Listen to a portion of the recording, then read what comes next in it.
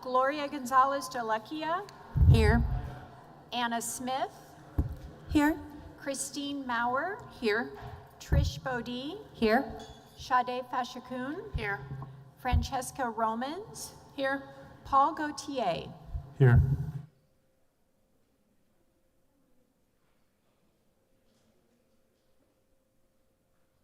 It is 6:16 p.m. and with the quorum of the board present, I call this meeting of the Leander ISD Board of Trustees to order. We are really lucky tonight to have not one but two wonderful pledge leaders, Sisters Addie and Kate Harrington, who attend, you don't live at school, but you attend Laura Bush Elementary School. They are the daughters of Mark and Amanda Harrington. Addie will be in 5th grade next year and enjoys gymnastics, art, and all things math. Kate will be in 4th grade and enjoys singing, art, and reading. She is currently reading The Wild Robot. Good choice. Addie and Kate love their school in part because of great teachers, the friends they've made, and the fun school song. Thank you both, and thank your parents very much for taking time out of your summer break to lead us in the pledges tonight. Thank you. Please stand and join me saying the Pledge of Allegiance. I pledge allegiance to the flag of the United States of America and to the republic for which it stands, one nation, under God, indivisible, with liberty and justice for all. Please remain standing for the Texas Pledge. Honor the Texas flag. I pledge allegiance to the Texas, one state, under God, one and indivisible. If you will join me in a moment of silence, please.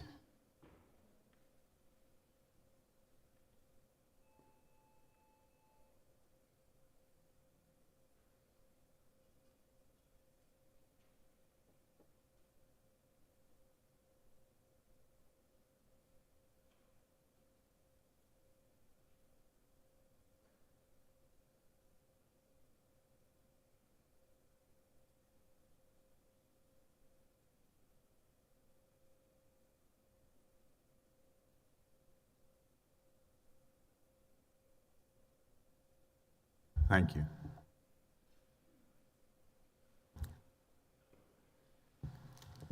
Thank you, Addie and Kate, and thank you, Mom and Dad, Mark and Amanda Harrington. Can we give Addie and Kate a round of applause?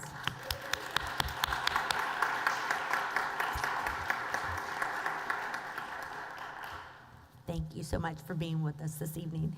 Next, we're going to move on to our video recognitions, and we'll watch a video highlighting some of the amazing things happening in LISD.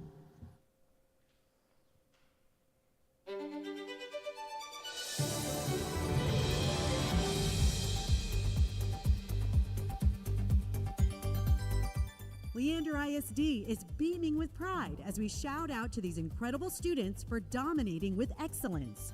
A big high five to their teachers, coaches, and mentors for achievements at the highest level.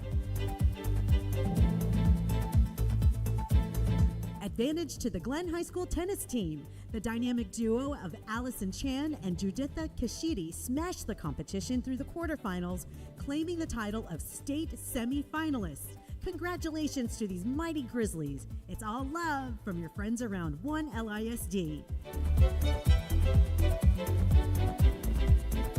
Matching their success, the Leander Lasers added some hardware from their triumph at the Texas Special Olympics. Christian Bradshaw won top honors in the 100-meter race and received a 5th place nod in the standing long jump. His fellow athletes, Carver McDonald and Logan Weiss, were right behind him, both earning 2nd place in the same category.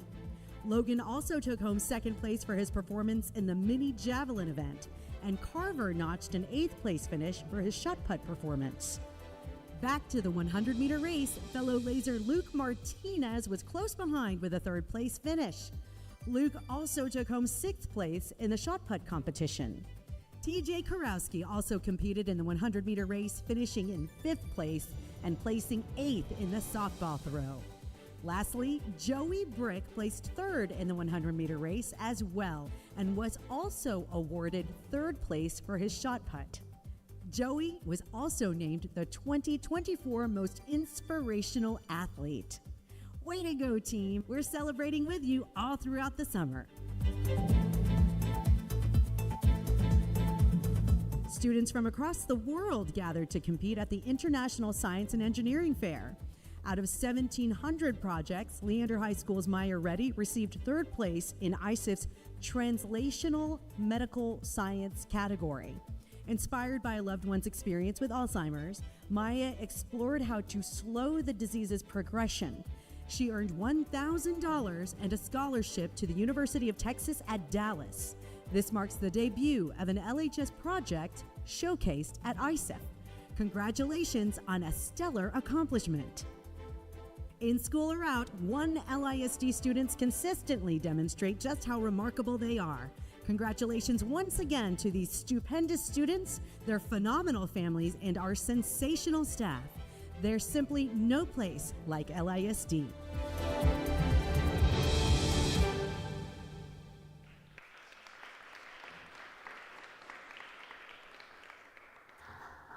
Wonderful things happening. Thank you, School Community Relations, for doing that. Next, we're going to move to the citizen comments portion of our agenda. Before I invite the first speaker to the podium, we're going to watch a short intro video. Hello, my name is Amira, and I'm a fourth grader at Aiken. The District and Board of Trustees are the local government body responsible for serving the educational needs of all school children, like me and my friends here in Leander Independent School District.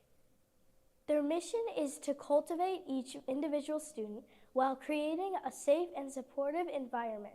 The board is now taking up the citizen comment agenda item.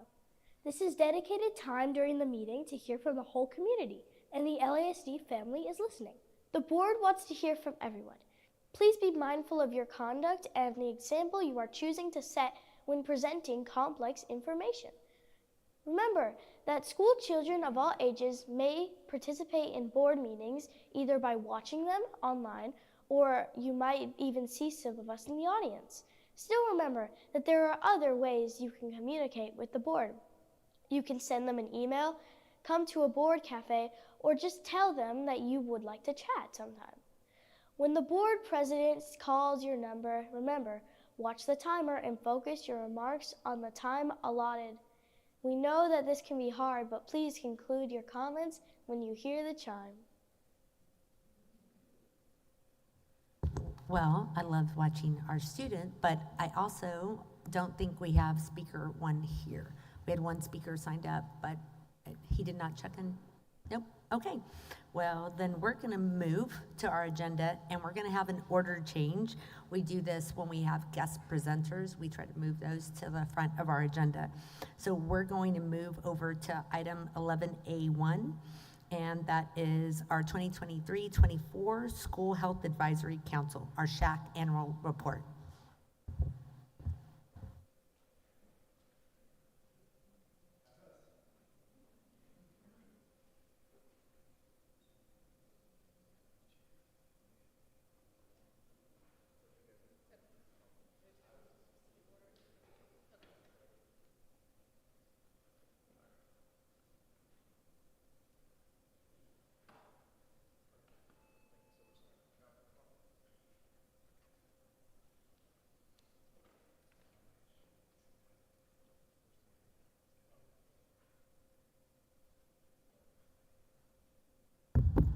All right, Madam President, trustees, thankfully I have one slide, and then we'll jump right into our parents of this parent-led council. So I think, do we have a clicker? We got, perfect. See if it takes a beating. All right, so it is my pleasure to introduce our chair, Stephanie Holdren, who will be the master of ceremonies during this presentation, because as I just said a minute ago, it is a parent-led committee, and she is the leader. Hello, good evening. Thank you very much. So as you can see, I have been the chair of the Shac this year. Our co-chair was Deborah Antic, and our secretary was Laura Post. And the purpose of tonight's presentation is to present the recommendations of our subcommittees to you all, the board members. The function is an advisory capacity. We do not make policy. We simply present our recommendations to y'all, and then you get to review them, and the board may direct LISD administration on actions to be taken. Shac can be made up of any members of the community, including parents, teachers, health professionals, district administrators, school board, principals. And the requirements are that they be parent-led, must report to the school board at least once annually, must meet at least 4 times, must be comprised of at least 5 members approved by the school board, and then a variety of community members, and we're required to have specific subcommittees. There is a page on the Leander ISD website where you can find lots of information about Shac and all of our meetings, agendas, recordings, that kind of thing. These are the dates that we all met. And these were the subcommittees we had this year. Physical activity and nutrition, social and emotional well-being, and human sexuality. And you'll hear from our subcommittee spokespeople in just a second.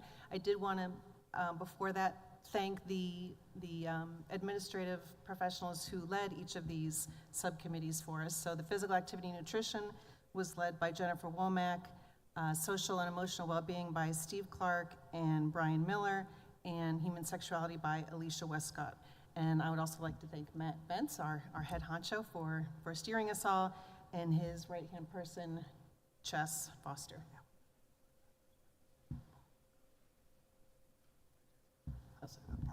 Also, we were just chatting a minute ago privately there about our board representation. Francesca Romans was a part of our committee, as well as Paul Gauthier. So thank you for both of your time and oversight and listening. Okay, and we will hear the report from our first subcommittee on physical activity and nutrition by Darren Urida. You got it right. All right, so I'm Darren Urida. I actually have 4 kids in the district right now, and each in elementary, middle school, and high school, so we're doing the whole thing. But yeah, this is my second year on Shac, and second year as a spokesperson for the physical activity and nutrition, and we'll just jump right into it. So we did talk a lot about, kind of focus a little bit more on the physical activity side again this year, kind of continue the theme from last year. And one thing we kind of gelled around was really, you know, instead of putting more of a burden on the school, how can we encourage children to include more physical activity? And one of these was a Safe Routes to School program. I know the city of Boston has a very active one, but other municipalities not so much. So our recommendation is to try to work with the municipalities for either grants or the TxDOT transportation alternative set-asides, things like that, to encourage students to walk or bike to school safely. And there's even other programs. And so, you know, it's not putting the burden necessarily on the school and the staff to do that. It's making it easier for children to get that physical activity in the day. And some of you probably know we've had a little bit of success with this with the city of Cedar Park, with partnering with them on some traffic signals, and in addition to some improved crossings at Reagan Elementary. So those are the types of projects that we're talking about. So, you know, try to find more ways to partner with municipalities on those. In addition, you know, we wanted to continue to utilize the catch teams in the curriculum, and specifically ensure that there's a healthy lifestyles chair on the PTA position. It's filled at every campus. We kind of uncovered that was kind of hit or miss. Not all campuses have that. So if there's ways to encourage the PTAs to kind of put more focus on that, so that there is that parent participation in those catch committees, because that makes a really big difference. We found from campus to campus, campuses that had that, a lot more participation versus campuses that are like, oh, were we supposed to have that position filled? And then last, a health class recommendation for high school, and just to, and you'll hear this echoed again with the other committees as well, but you know, just to teach more about the basic nutrition and physical and mental wellness as well. That seemed to be something that was lacking. Another thing that we did was the local wellness policy assessment and evaluation, and then make recommendations to change that. So staff completed the policy assessment and evaluation in December, and then we went through the whole thing kind of line by line and made a red line copy of it of, hey, suggestions where it could be updated or things that were maybe out of date that needed to be changes. And these revisions include or not limited to just the staff catch curricular training access reminders, making sure that the catch teams meet 4 times a year, encouraging the healthy eating programs, installation and utilization of the digital menu boards that the district has purchased, making sure we're continuing to use the bond resources for the recess cards, especially for the new schools, following the quality recess guidelines. There was a talk in there about implementing them. Well, we should have implemented them now. Now it should be following them. And then adding options for before school programs as well. Like some of the schools have a cheetah program or other types of programs where you can get to school early and participate in specials. And that's another way to get some additional physical activity outside of the normal school hours. All right, thank you. And for our next committee for social and emotional well-being, we will hear from Kelly Merchant.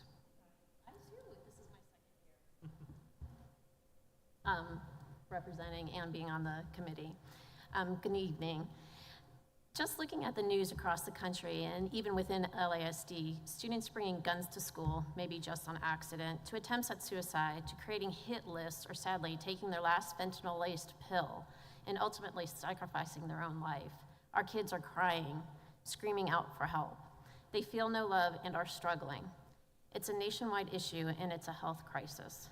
We implore LISD to be a leader in a healthy and helpful way to end this crisis.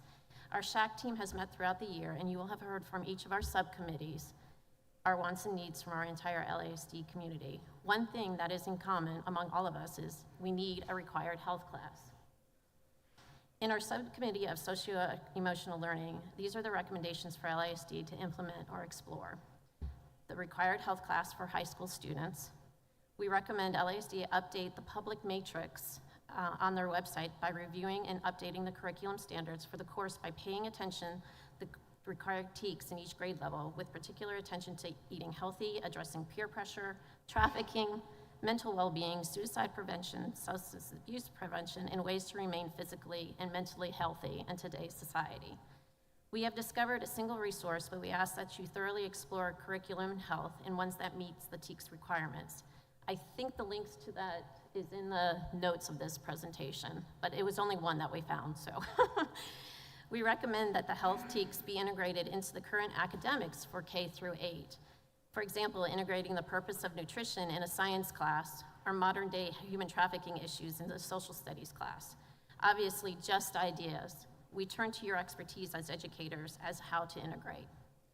Although we do see you as experts in our field of academics, it's important to note that we ask that you explore partnering with outside organizations, experts, advisors for health crises that are outside of your scope. Such things as trauma-informed approach, harm reduction, life skills coaching are a few of the mechanisms that we need to be taught to our teachers and staff and our students and parents. We want a maintained list of these outside organizations who are available to assist to be publicized and available to our community. We'd like to see LASD support parent education nights of the various topics in our health TEKS to inform our parents of seen or possible future health issues of our children and community. The information nights do not need to be separate LASD events, but partnerships at established community events such as high school football games, PTA meetings, theater shows, etc. We'd like to see schools support and host assemblies and events on campus addressing health concerns such as fentanyl awareness, binge drinking, human trafficking, mental health and wellness, violence preventions, issues that need to be responded to, or better yet, issues that need to be prevented. This includes all the TEKS, not just socio-emotional health. To end, we want a clear and standardized overdose response protocol shared with the community. Training students, staff, and community members on the protocol is necessary. Posters on how to administer the Narcan must be near the AEDs wherever it's available. Again, I thank you for your time. Thank you, Kelly. I want to pause real quick just as we get too much further down. I'd like, if we could go back to, you know, to Darren and talk about physical activity and nutrition, and then talk, because then it just gets a lot of information, and then questions kind of all pile and get messy. So I'd like to open it right now for physical activity and nutrition questions. I had a question. So it's the second bulletin, right? To continue utilize catch teams. I do agree we need to be pushing that PTA, but we have campuses without a PTA but a PTO. So I just want to make sure, like, how can we ensure that those campuses are still getting the same level of information, but also that expectation of why this is important? Because we know PTA is its own entity, and I just want to make sure we're streamlining that across our campuses, so one school's not getting this amazing program and this other school's trying to, you know, start from ground and what that looks like. So I know there's a lot of moving pieces to that. I just want to keep that in mind for those campuses.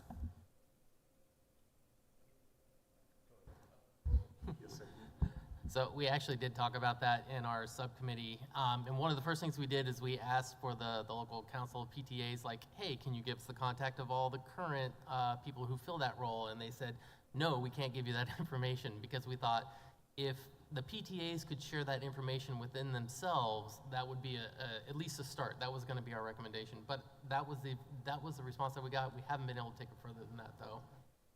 I would like to talk later more about that. Okay. But yeah, if our idea was PTAs that are successful at this, if they could share that knowledge with other PTAs.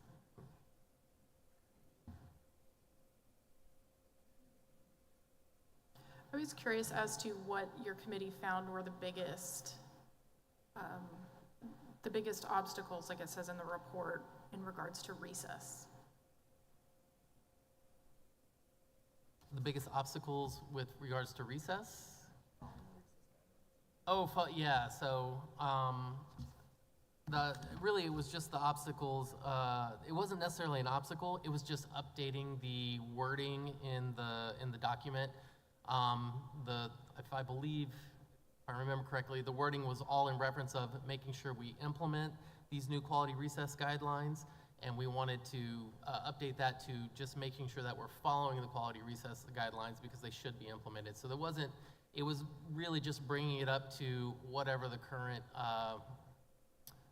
reality of how we're actually operating.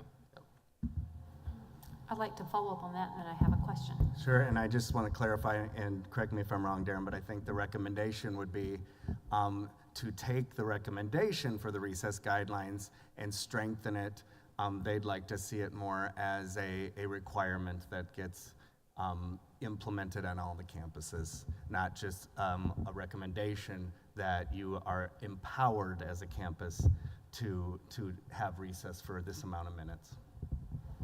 Are those guidelines currently on our website, on our district website?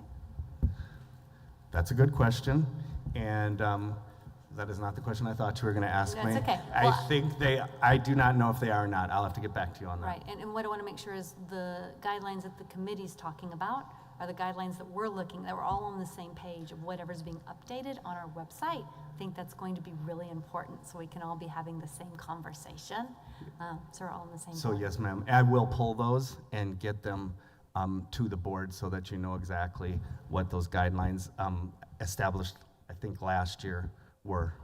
They're in the Shac website, aren't they, under last year's recommendations? Thank you, trustees. Again, yeah, I know, but I want to make sure whatever they're talking about is what, like, we're all on the same page. So if they're saying we want to update, is this what you want to update? Or do you have something? Let's just make sure. Yes, yeah, so it was, we just wanted to make sure that the current quality recess guidelines are the ones that are implemented and followed now. And just updating that wording, that rather than make sure you implement it, these need to be followed now. Which is absolutely in our Texas law, and Shac has room to say, this is what y'all need to be looking at as evidence-based recess guidelines.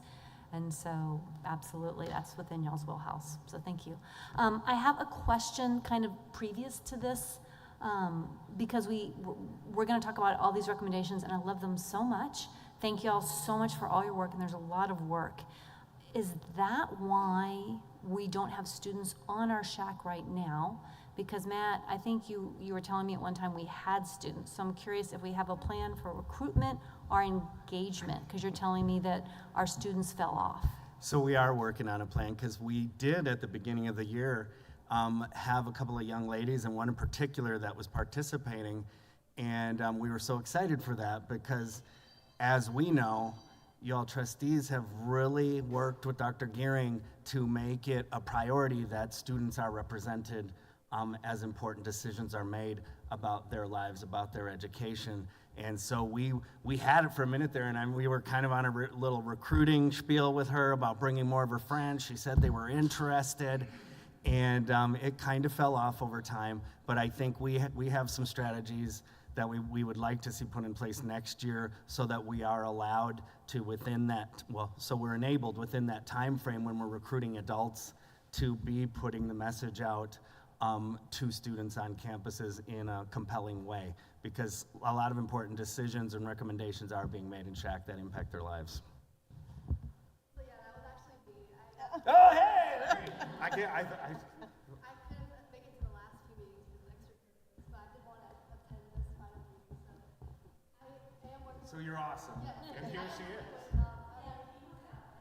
If you want to come on up to the podium, that way we can turn on that mic and we can hear from you. And maybe the question is, as Trustee Bode is talking about, we want more student participation, asking you, like, what could we do to the meeting structure, to the cadence? Is there something that we can do to make it more feasible for students to participate? Yes, so I'm currently the HOSA president at my Vista Ridge chapter, and I'm also the Area 1 vice president in the Texas HOSA chapter as well. So I was very interested in learning about this committee and joining it. That's why I contacted you in the beginning of the year. And I've discussed with a couple of my friends who are also in HOSA and interested in healthcare, and they were very intrigued by this idea. So we were discussing on making a more club-wise meeting at our chapter, at our school, that we could bring and make ideas and present to our board, or like meetings, because we only have 4 designated meeting dates. So before that, we wanted to create and come together as a school to find out what the students want as a group from this committee, and then hopefully next year we get to present that at our meetings. I love that. I mean, right there, it's partnering with HOSA, right? As our students are interested in that health, but that's perfect. Thank you so much for coming here and sharing that with us. That's exactly what we need. Sometimes we want student participation. Well, let's ask students, what do we need to do to make that happen? So thank you very much. Okay, if Did y'all have questions for? Yep, so we're gonna move to, I was just gonna say, if there are no more questions there, I'd like us to talk about social and emotional well-being. I know that this is a big topic. Oh, yes. And it's something that as a board, we keep talking about, and, with Dr. Gearing and staff, knowing that this is a crisis. It's a crisis across our country, and it's a crisis in every community. And so I'm going to open it up for questions in this space. Yeah, so a couple of things I wanted to ask about. I'm in the behavioral health field, so I appreciate you guys taking the time to do this, and I do agree with you about the Narcan training. I think it's really, really important about substance use. One thing I wanted to ask about the health class requirement for high school, I was wondering about, were you guys able to, were there anything specific that you were looking for? Because I know that thinking about our scheduling and how scheduling goes and the requirements that our students have, right? And so how do we fit it in? I know we have a need, and how do we do it? And I think maybe that's an administration question probably. And so I just, knowing that the need is there, I know that the health teaks for K-8, and then it just kind of stops. And so our high schoolers need us. And so how do we make sure that we're there for them? So Matt? Yes, ma'am. So I know Kelly was dying to answer this question. We have had a health class in the past, as most of you know, and some of your kids took that class. So it is within the realm of reason to be able to reincorporate it into a master schedule. But as for Shac determining how to do that, they talked about it and decided that it was not necessarily within their purview, that it was their purview was to provide the recommendation, and then for y'all and for us to decide the how part. To piggyback off that health class, we heard a lot of the same concerns and wants from our students' superintendent advisory committee, those life skills. And so I feel like y'all are kind of both in sync. And so you've got students asking for it, and now we have our Shac committee asking for it. So I really think we really need to kind of figure out how can we implement this, because I mean, the need is there. My other thing I wanted to say is I love, love, love the parent education nights and partnerships, because as a school district, we can do everything we can to educate, but we know we have to have that partnership with parents. Like, I as a parent want to be able to have those hard conversations with my kid, but I also know that sometimes my kid just doesn't think I know anything, and I get that. But I love that. I think my big, not concern, but just going forward, making sure that is, and I hate using this because I know how big we are, but streamlined, because I feel like that is such an important opportunity for us to partner with our parents, especially in a subject like this, and to make sure that what's happening on this side of the district is happening over here, because we all deserve the same exact programming across the district. We shouldn't have to, go out of our circle. So that's only my main concern, I guess. Go Kelly. We did talk about that one situation that you had with about the security. It soon happened after COVID, and you did that online, and I attended it, and I really enjoyed it. And we were talking about stuff like that, where it was open to the entire district. You could do it online, you could do it in person. And we also talked about meeting the people where they are. That's why we brought up like high school football games. No matter if you have a kindergarten student to a 12th grade student, you're probably going to show up to one of them. But theater events, just kind of being more present in the activities that the parents and students already go to. So I will say, in my day job, I attended a mental health awareness evening at Leander ISD, and it was fantastic. And so what they did was they brought in mental health people, yoga people, like anybody that has to do with health and wellness in one space. And so they had vendors, come, and it was fantastic. It was a great evening. I also wonder too, I think we did have a storm. I know that the Wilco, Angela Williams, JP, had an event scheduled for Cedar Park, but we got rained out. And so I wonder if we couldn't start some kind of mental health fair just to let the parents know what is out there and what's available to them. That is one of the things we talked about, because there's a lot of great resources out there, but the parents don't know where to turn. Right. Do they go to the counselor at school? Is there a place on our website that we can go to find stuff? Well, and the other thing is to let's get the information in their hands before they're in a crisis. Mm-hmm. Let's make sure they've got the information before it's a call at 3 a.m.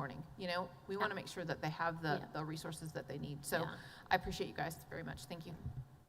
I'd like to piggyback on that a bit, because yes, I did read in your report the recommendation to have community resources on our website. That was in your report.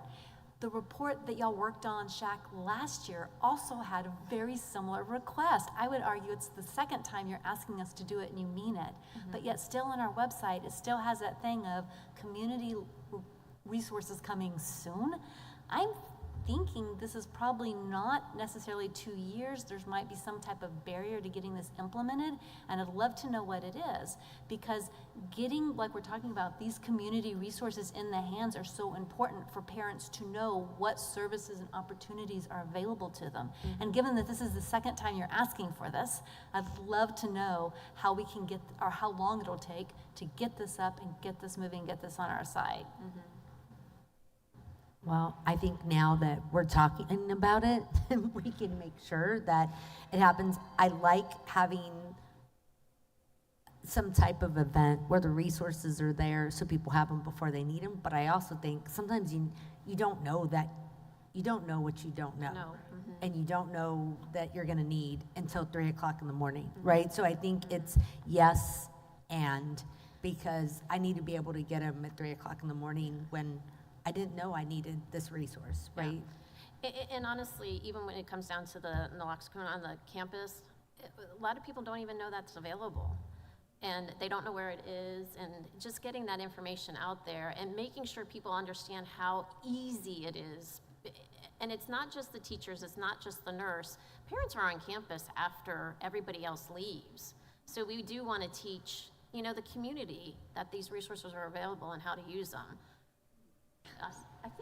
I think one of, was it Matt or Steve shared a story about from a different district where a little kid saved an adult because they were overdosing on fentanyl because that kid knew where it was and how to use it. So, oh, you go. Well, my comment is for both of you, Darren and Kelly, since you've had the benefit of being on the Shac for 2 years, and it's kind of directed towards Tricia's comment, which is now you've presented 2 times, you've gone through this twice.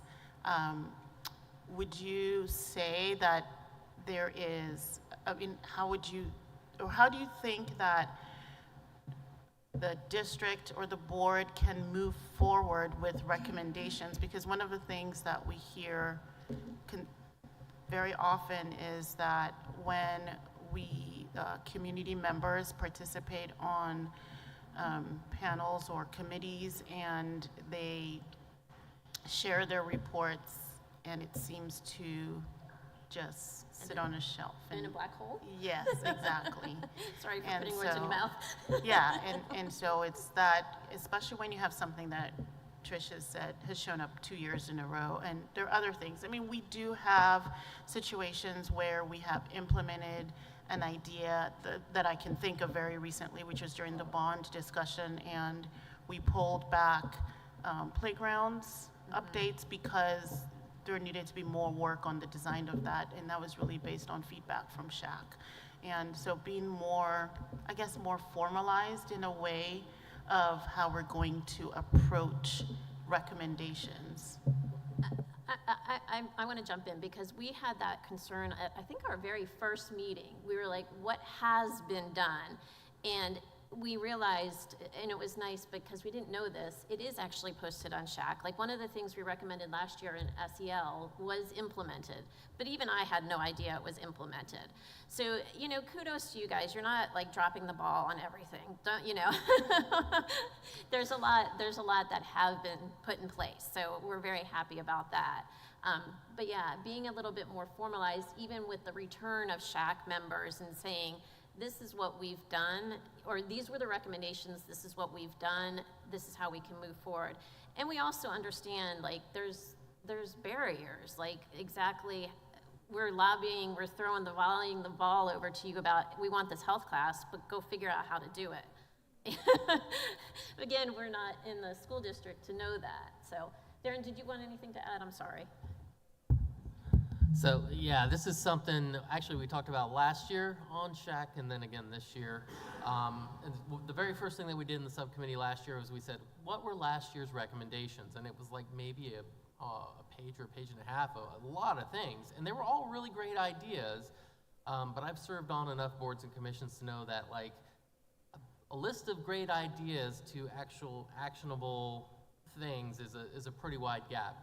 So the approach that we took last year and this year is to really scale back the list. That's why I think there's 3 things this year, and there might have been 2 or 3 things last year, to kind of limit to really what's achievable, things that we thought were achievable, but how to work that into Shac's moving forward to like get that mindset of, okay, don't just give me a list of every good idea that you have, give me a list of things that you think that the district could actually achieve is a good place to start. But I think that just comes with, you know, having people be on Shac multiple years in a row, or having people that have had other experiences on other boards and commissions that kind of understand that it's you don't just show up to a meeting and say, I want X built, and then it gets built next week.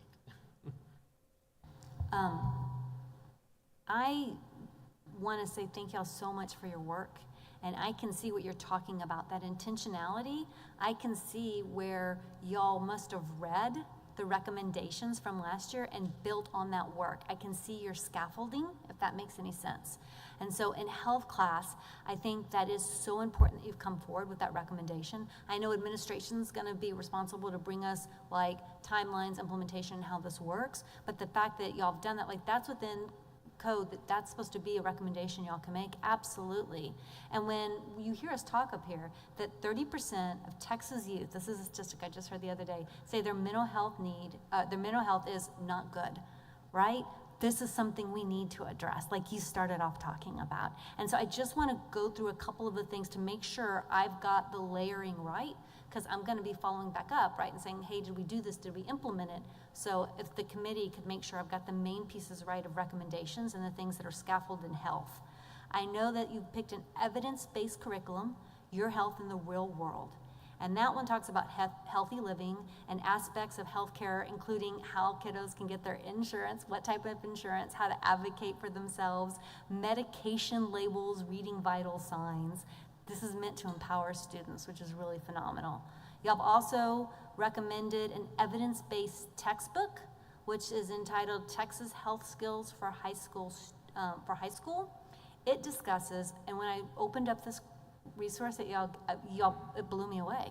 It discusses interpersonal skills, emotional health, empathy, resilience, managing stress, healthy diet, healthy body image, vaping, tobacco, alcohol, healthy relationships, violence prevention and response, personal hygiene, and sleep. So, I mean, y'all just are recommending something that sounds like the full boat of the things and the issues that we've talked about here. You also talked about wanting to partner with outside organizations, and we've talked about some of those things, to help address things like substance use and misuse, to help address things like fentanyl. And I know that TEA has a contract with UT San Antonio. They're trying to develop actually evidence-based materials to help address some of these recommendations that you've talked about. So that's also possible things. That's gonna be ready this summer. That could already start being implemented. And then y'all recommended last year, so I want to know if y'all still saw that as something that this builds on, or does it now make it obsolete from last year's recommendation? The Monique Burr Foundation curriculum, because I went and looked that one up too. That was Teen Safety Matters. It's also an evidence-based prevention program, and I thought it could be rolled into this health class because it's only 2 55-minute lessons, but it deals with stuff that we again talk about: cyberbullying, digital safety, and physical emotional safety. And it has parent resources. So am I right on how y'all saw this health class layering, or am I missing something in your vision? It was our group for the Monique Burr, and what we found last year, because we did a lot of research for a full Texas TEACS health book. Monique Burr is actually from Florida, so we went through and we matched up like the Florida TEACS to the Texas TEACS, and we're like, okay, this is close enough, but that was the only one we found available last year. I think it was also more geared towards K through 8, what we were looking at, and now this year we found the Texas high school curriculum book. So kind of the same, but two different because of the grade levels. So you're building off of Monique Burr, then would be for our younger grades. You feel like the Texas Health Skills for High School answer many of those things that the Monique Burr had at. Yeah, thank you. And all of those things that Trustee Bode just talked through, they're in the board book. And so anyone that was listening, you could go and see those recommendations through there. I want to move to our next piece on here, and our next presenter. So I do want to say that it was really interesting that each of our 3 committees independently came forward with the recommendation to have a health class. Yep. There was one night where each committee reported, and we all said the same thing. So, and for our last committee, that's right, we really mean it. Our Human Sexuality Subcommittee, and our spokesperson is Kim Ofke. Hello, thank you, Madam President and the board, for allowing me to speak on behalf of our Shac subcommittee today. My name is Kim Ofke. I'm a mother of 2 LISD elementary school students and a neonatal ICU registered nurse. Every 3 years, Shac reviews various human sexuality curriculum to be used in grades 7, 8, and 9.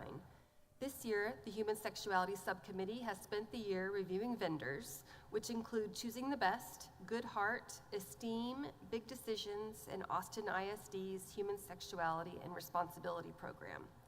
We also reviewed Lifeguard, who has provided a sexual risk avoidance human sexuality curriculum for LISD for the past several years. We were notified during our research that Lifeguard will no longer be a human sexuality curriculum provider for school districts in the future. During our numerous meetings, we discussed what the most important components that we as a district need when it comes to human sexuality for grades 7 through 9. This includes aligning with LISD's vision, mission, and core beliefs, that the resource offers high standards for factual content, is appropriate for the subject area and age of students, that the program conforms with state laws, regulations, and TEKS, that it is welcoming to all students, and that the curriculum that we recommend provides information that will motivate students to examine their own attitudes and behaviors and allow them to make informed decisions and choices in their daily lives. We reviewed the 5 vendors, and each subcommittee member completed a rubric as a tool for comparing them. We discussed what we liked and did not like for each of the programs. We voted and narrowed our selection down to 2 vendors, who then presented their curriculum to our subcommittee in April. We deliberated again, and our subcommittee voted 7-0 with 1 abstention to recommend the following. We recommend that Leander ISD adopt Austin ISD's Human Sexuality and Responsibility curriculum for grades 7, 8, and 9. It is a sexual risk reduction program. The AISD curriculum is our selection because it is the most student-centered, covers the TEKS for human sexuality of all grade levels using facts, and can be implemented free of charge. Austin ISD has agreed that Leander ISD can use their online curriculum for free and will allow for LISD to edit it to meet our students' needs. Leander ISD will need to enter into an MOU with Austin ISD that will ensure that we do not have permission to sell their curriculum. Stephanie Hebert has been the Health Education Curriculum Specialist at Austin ISD for the past 3 years. She received her Master's of Education in Health Promotion from the University of Texas at Austin and has over 20 years of experience in health and sexuality education. She has developed 59 kindergarten through high school sex education lessons for AISD, and for secondary schools, our teachers will be trained directly by Ms. Hebert for a contracting fee.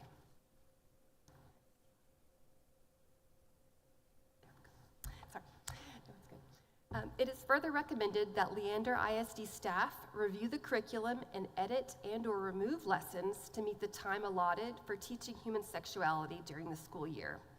Once that process is complete, this resource will be made available for public viewing and input, finally leading up to a request for instructional materials adoption being presented to the LISD governing board.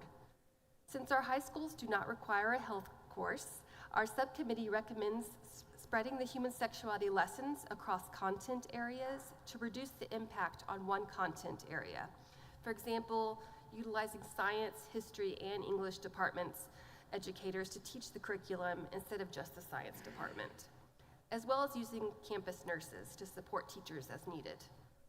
Our committee's final recommendation is that LISD expands the human sexuality curriculum to grades 10, 11, and 12. We feel that as our students grow and mature, it's crucial for this important information to be available when our kids will most likely need it the most. Thank you, Madam President, and the rest of your board for the time.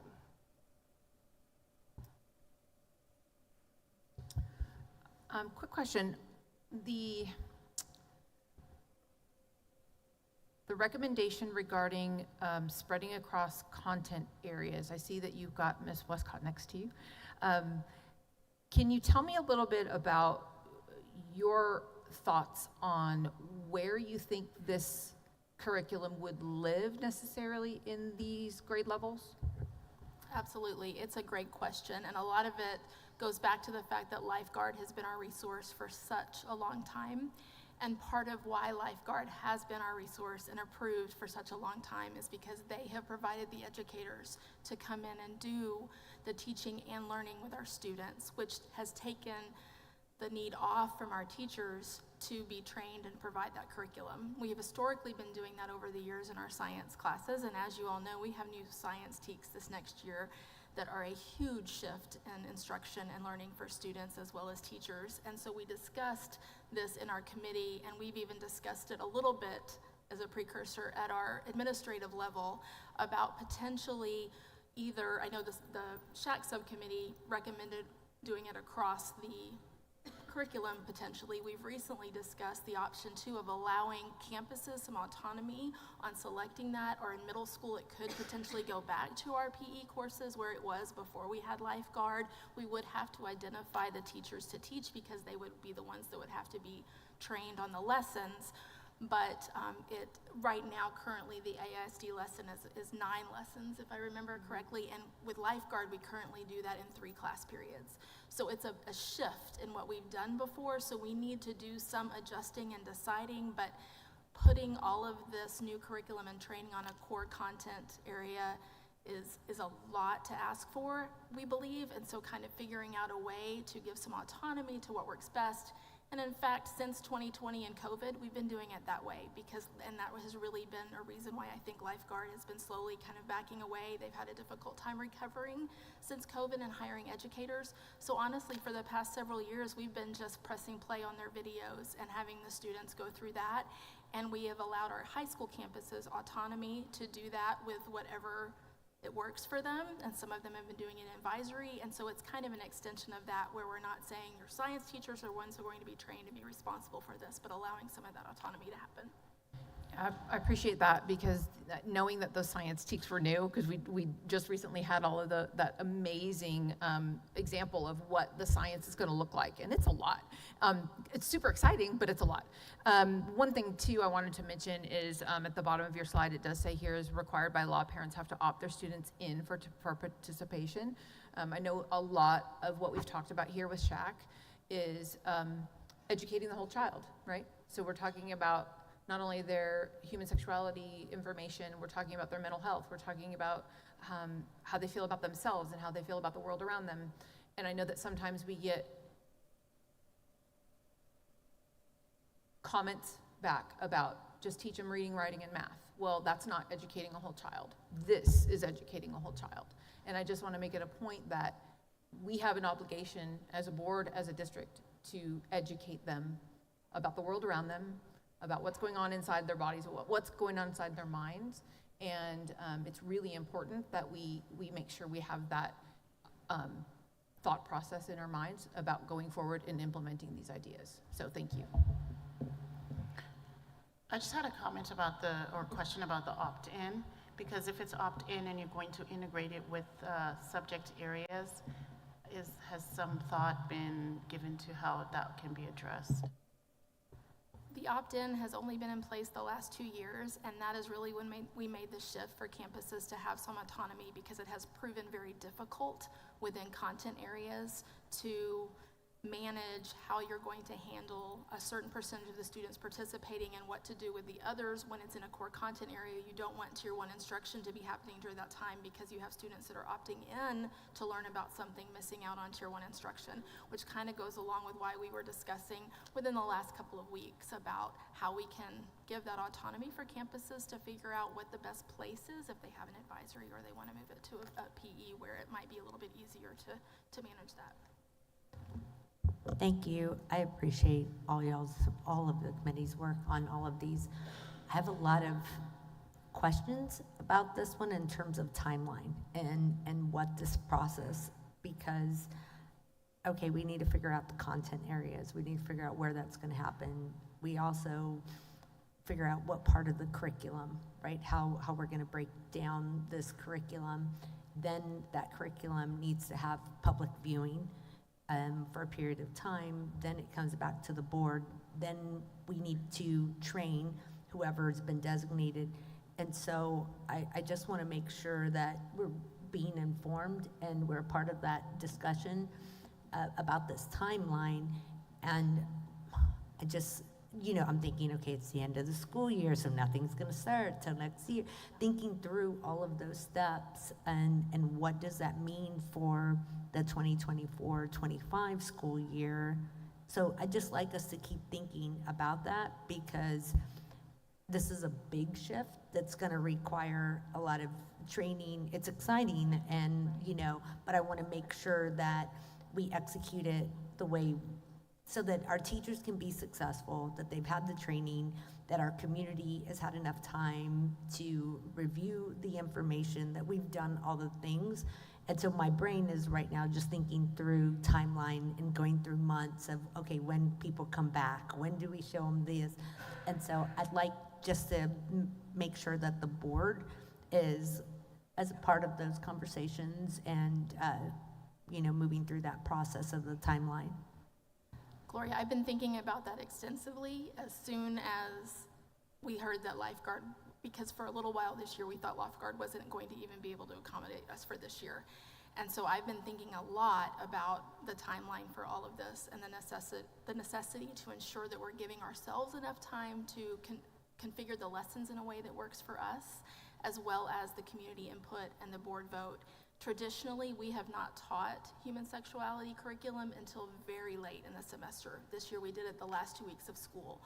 Our campuses like that because it doesn't interfere with a lot of the other things that are going on. It's easier to move. So my point being, I keep trying to convince myself, to be honest, that we have time, that we have some time to allow those things to happen, that we don't have to hit the ground running the first day that school starts and have this all in place. We have time to allow for those things to happen. Thank you. Thank you so much for that. I just wanted to say thank you. I had the opportunity to sit in on, I think, 2 or 3 of that particular subcommittee's meetings. It's a lot of work to go from a resource you've been using for years and years and years to having to find something brand new. And I really appreciate the work that you all put into it, because it was a lot of questions, it was a lot of conversation, and it was all very intentional on what is going to be best, not only for the students learning, but what is going to be best for the teachers who are now going to have to start facilitating this again. So I just wanted to say thank you very much for the work that y'all did, because I know it was massive. I don't think we have any more questions. I just want to say thank you all so much for, you do have a question? Okay, sorry. We actually have a question. I'll come back and thank you in a minute. Sorry, this was my last question on kind of implementation. I just want to go back to that because I had a conversation with Dr. Gehring that kind of plays off some of the conversations we had earlier. Because I had asked Dr. Gehring about some of these recommendations that seem to be repeating. And so what are the barriers, or how can we help get that going? And Dr. Gehring suggested in a team of 8 fashion, he gave me some language of like, okay, well, in your team of 8, you can actually set like parameters for implementation when this has happened. And so I walked with him with the wording that we can set a parameter for implementation. We talked about 3 recs that have been repeated over and over again: the recess guidelines, the health curriculum, and we also talked about setting up that website with the resources. And those were the 3. And so Dr. Gehring said we could set parameters for implementation, which says, let's get that started, which is what we talked about, but give us like your timeline of how that's going to go, district, measures for completeness, like is it going to be done, and then evaluate how's that working, right?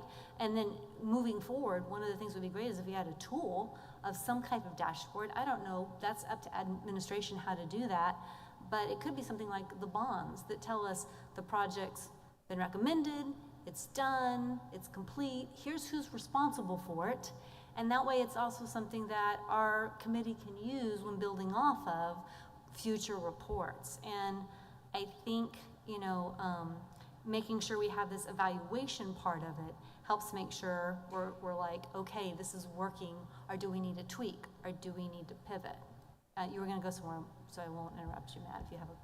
No, I'm not. I want to let you finish your thought, but I think you're exactly right, and I thank Dr. Gehring for providing you some of the language, because that ties directly in with what Darren was talking about earlier as far as really trying to hone down, from going from a list of 15 ideas down to 3 or 4 really core asks, and then being able to receive from the board clear marching orders about what to do, because I think it's kind of been in a gray area for a few years now where all of these things get recommended and the administration doesn't necessarily have a clear idea of how to prioritize them, which ones you feel strongly about, which ones need more research, and you do have the power to make decisions and give directives around all of those layers.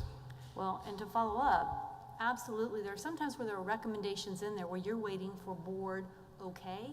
So then board needs to know, is that a direction that you're waiting for us? Because like I was looking in the report for last year, and the district's like, oh, we're gonna start working on implementing this, but it didn't get done yet.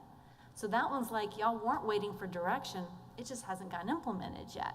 So I think, there's that clarity too. If there's a recommendation that needs some board input, if admin hasn't already worked on it, you're not already starting and going, and you just don't need that final oomph for us to say, please, let's implement. Keep doing what you're doing, but if you need board approval, let us know so that way we can have the conversations and the vote if we need direction or action. I would also like to say our recess guidelines, as an individual, or as a trustee, I think I'd like to send that to our policy committee and let them look at it to see if we need a local policy. We might not need a local policy, but until your committee looks at it, there's not going to be a way to know, and I think that's what I'm hearing our Shac recommend, so we can send that on up, if that works. I just wanted to kind of piggyback what you said, because for me, it's you're one committee, but we have other committees, and we know you give us this presentation, and then where does it go? So for me, this is a system-wide issue, honestly, that this board has got to work out with administration. Long-range planning committee, perfect example. So I think if anything, where's that accountability piece that the board has got to hold administration to? So I am totally on board with that, and I know this board is all about making sure we listen to our community, but I think in this instance, there's only so much as a board we can do. We're one of 7 people, but it goes down to administration, so that's where we can push on administration. So thank you for bringing that up, because that honestly for me is a system-wide issue.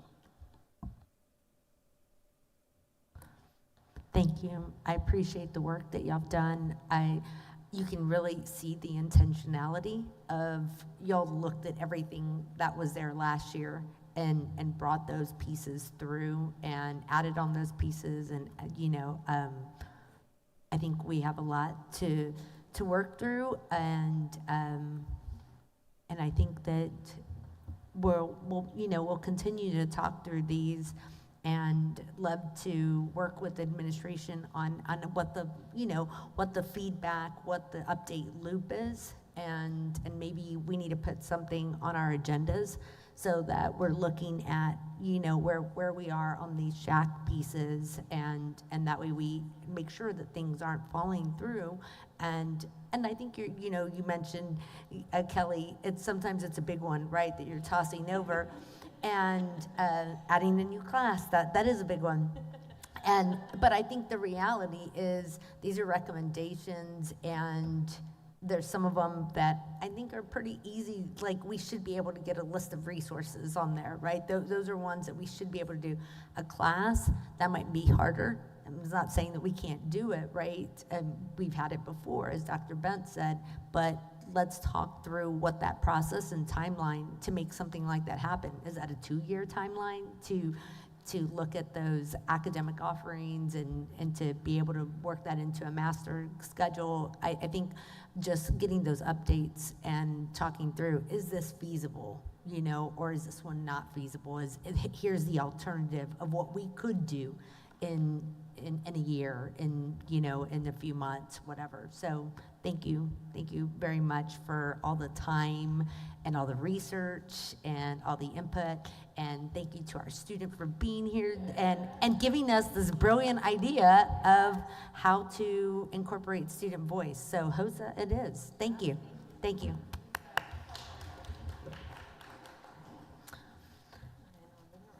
All right, now we're gonna move back up in our agenda, and we're actually moving back up to 5A. And 5A is our end of course accelerated instruction public hearing.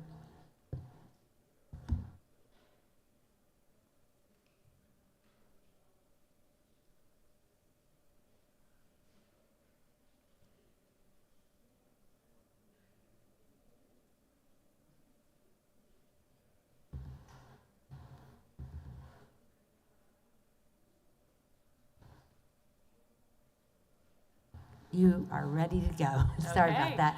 Oh, that's okay. Good evening, Madam President, Board of Trustees, and Dr. Gearing.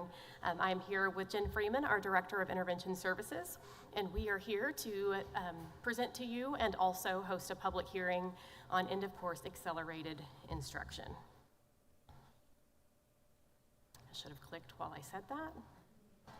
And just a reminder that House Bill 5 indicates that students must fulfill the requirements of 5 content areas via their STAR EOC or a substitute assessment. And those are English 1 and 2, Algebra 1, Biology, and U.S. History. And any student who does not perform satisfactorily on an EOC, they must receive intervention, and we must evaluate the effectiveness of those interventions in a public hearing, which is why we are here tonight. So as a reminder, and Jen always has to remind me, this is data from spring of 2023. So looking at that intervention, we are excited to share that on this data that we're looking at from spring 2023, we have increased in all areas. And in Algebra 1, it increased by 6%, Biology 2%, still at that 97% there, and English 1 at 5%, English 2 at 6%, and U.S. History at 3%. So getting back up there and making good progress on the first attempt of the EOCs.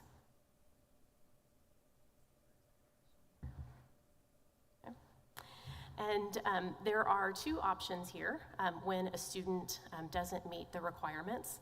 There is option 1, that we can assign the student to a teacher who is a certified master exemplary or recognized teacher, or the students receive at least 15 hours of supplemental instruction, tutoring, and that is a change. Remember, that used to be 30 hours, and so that did decrease to at least 15 hours, and provided us some more flexibility to provide the intervention based on individual student need. And in that, we are prioritizing 2 subjects in the reading language arts and math.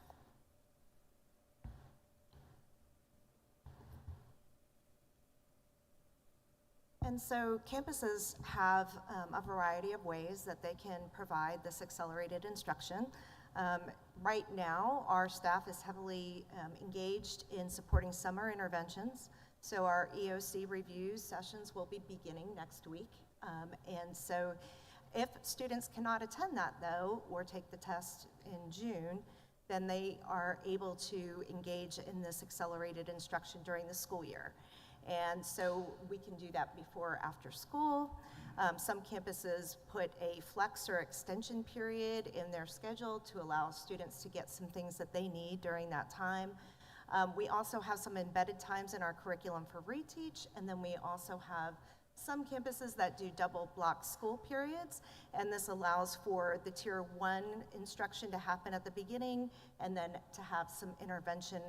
Usually they will flood in additional support in the second part of the session.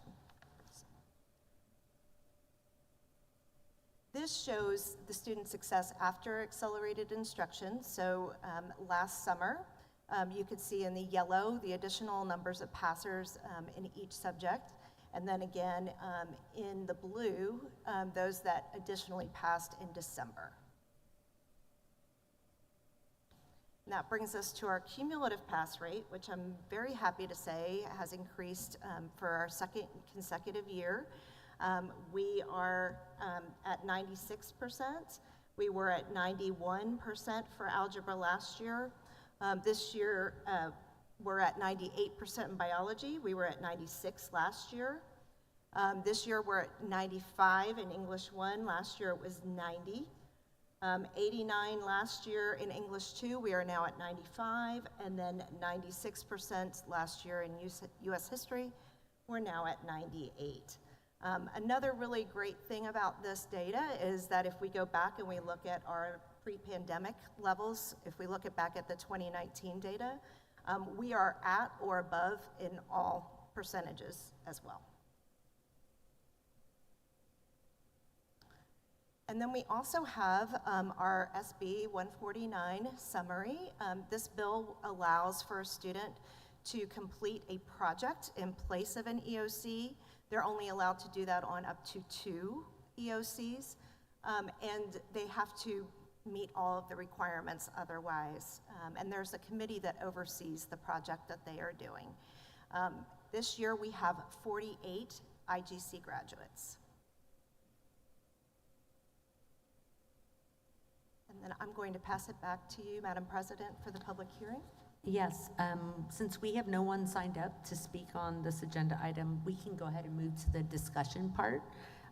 So board members, if you have any questions about accelerated instruction, now's your opportunity.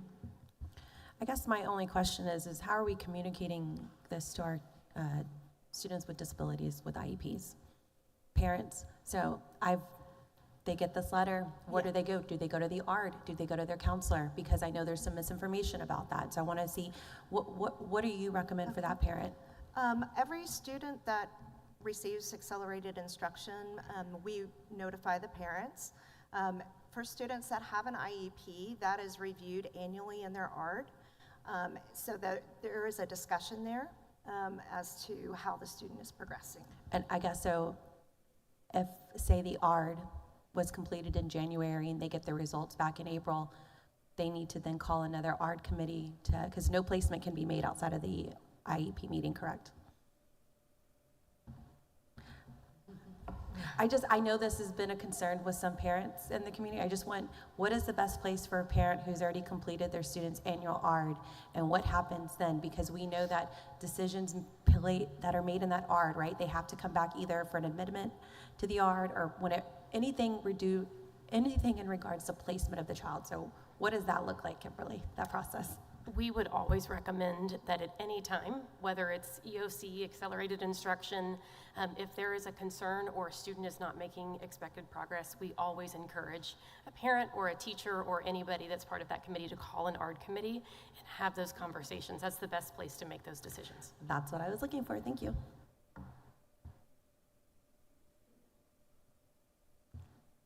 All right, thank you. If there are no further questions, we're going to move to the next agenda item, which is the federal funds overview and public hearing.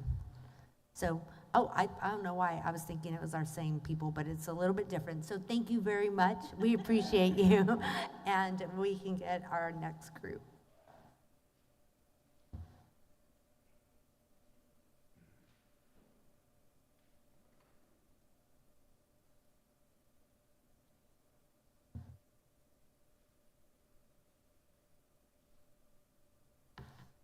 Well, you're stuck with me, but I do have a different team of experts up here to help present about federal funds overview, as well as host a public hearing. I have Shannon White, our Director of State and Federal Programs, I have Tina Dozier, our Director of Global Culture and Languages, and Jamie Everett, our Assistant Director of Career Development. And so, as I mentioned, we are here to talk about our federal funds, and these are the federal funds that we will be digging into tonight. The Every Student Succeeds Act, or ESSA, is all of our title funding. We'll talk about our special education IDEA-B and IDEA preschool, as well as Perkins 5. You have all of the total final amounts that we received this year for our federal funds listed here, but we will also talk about that as we break down each of these federally funded areas. So when we are developing our federal applications, we dig into and meet with we collaborate with our stakeholders. I apologize. This is feedback from DWIC. We meet with our departments. Specifically about Title I, we meet with principals to talk about the intervention needs that they have on their campuses. Title II, what professional learning do they need? We'll dig into that a little bit more. But try to get all of the feedback that we can get and collaborate with those that these funds impact so that we are making good use of the federal dollars that we receive.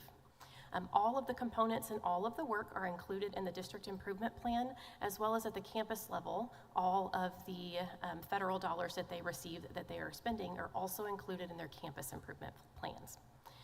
So they develop this through a comprehensive needs assessment. They look at data, they get feedback to determine their campus needs.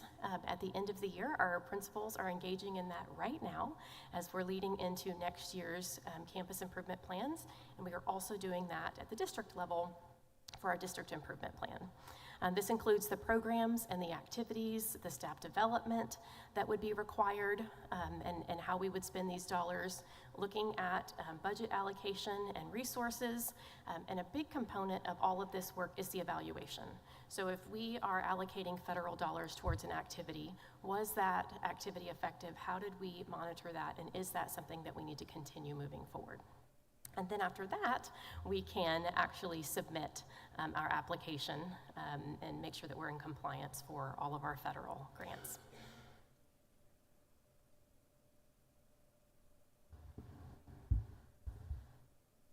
So Title I Part A is all about improving basic programs for eligible campuses, so those that are designated Title I. They're for closing those achievement gaps for students that are economically disadvantaged through a variety of activities. That includes parent-family engagement. It includes, I was on the other slide. Parents as teachers is a big one that we have in our district that we support through Title I. We also support Title I campuses having parent-family engagement night with this money. We support our homeless students, homeless and foster care students with this money. By providing things like stockings at Christmas for unaccompanied youth, daily toiletries whenever parents or students ask for them, which is usually asked for through the counselor or some administrator. Hygiene products of all sorts is what we do through with the homeless money there. And then we have provided money for small group instruction and intervention.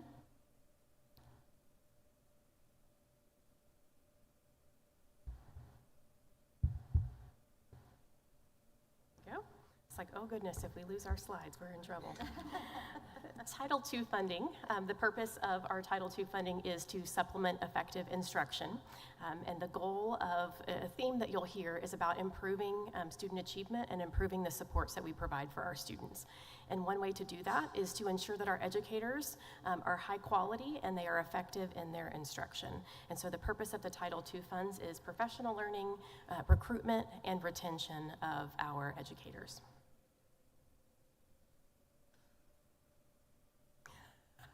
And some of the ways that we have spent our Title II funding this year, looking at professional learning, we fund a lot of our dyslexia training through Title II. Many of our campuses engaged in Kagan student engagement structures training, as well as PLC. You've heard a lot about PLCs over the years, and we fund a lot of training both virtually here in our district through PLC Live, as well as campuses attending the PLC solution tree trainings. We've also done a lot of work on co-teaching through this funding, and we know that recruitment in our staffing crisis across our nation, it's important to provide multiple opportunities for us to recruit staff, and so we fund the Brazen virtual platform so we can reach folks from out of our area in order to bring them into our LISD family.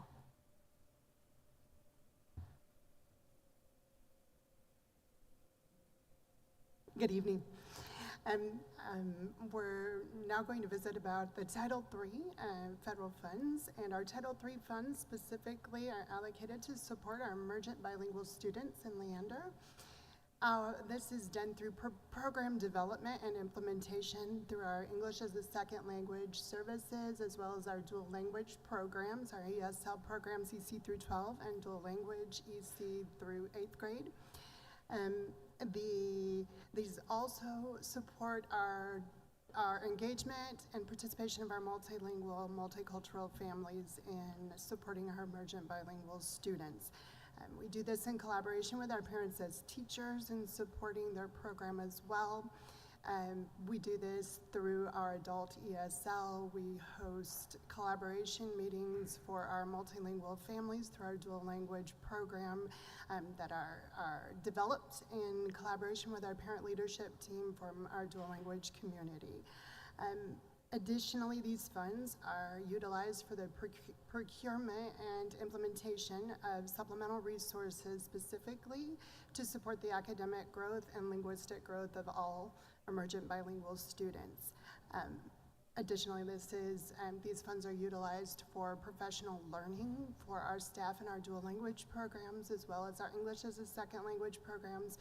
And additionally, outside of our ESL and DL programs, any staff across content areas, EC through 12, are provided with opportunities to enhance their instructional practice for their work with emergent bilingual students. Title IV Part A focuses on student support and academic enrichment. It provides access for students to have a well-rounded education. It maintains safe and healthy schools and provides some technology on all sides, software and infrastructure. Some of the things that we did this year, we provided professional learning support for students on the technology side.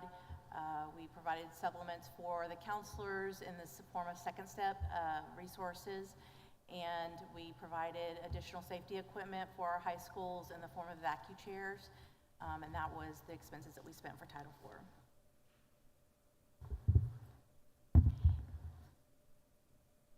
And for our special education grant allocation, again, this is both IDEAB as well as our IDEA preschool.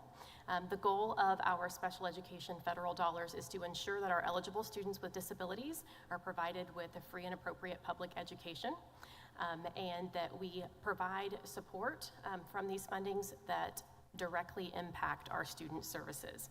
And it does indicate that we can fund additional staff and pay salaries out of these federal dollars as well. And so some of the ways that we have utilized our federal special education funding is about 75 to 80% of this money goes towards personnel. So evaluators, teachers, instructional assistants, we're able to supplement and spend that on personnel. We also fund our residential care or other contracted services out of our federal dollars. And then instructional materials, things that our teachers need in the classrooms, evaluation materials with the increase in evaluations that we've talked about before. We fund those here, as well as professional learning that our staff needs to meet the needs of our students.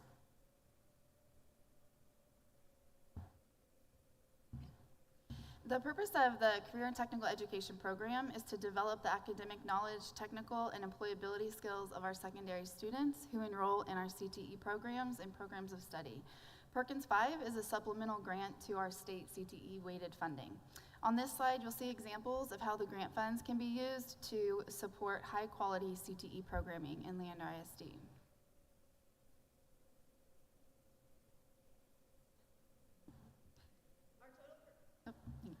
Our total Perkins grant for the 23-24 academic school year, including a reallocation this past January, totaled the amount of $314,203. Currently, we have allocated funds designated for salaries to support career development and work-based learning. In addition, there are dedicated funds to building leadership capacity within our district programs of study. We also have funds designated for durable supplies and equipment to support students in CTE programs in developing the skills related to high-wage, in-demand occupations. We recently received our 24-25 academic year planning allocation in the amount of $233,475. And Madam President, I'm going to hand it back over to you. Since no one signed up to speak on this agenda item, we're going to move to discussion. And I think first, I have to say, and I hope we're all paying attention and those numbers.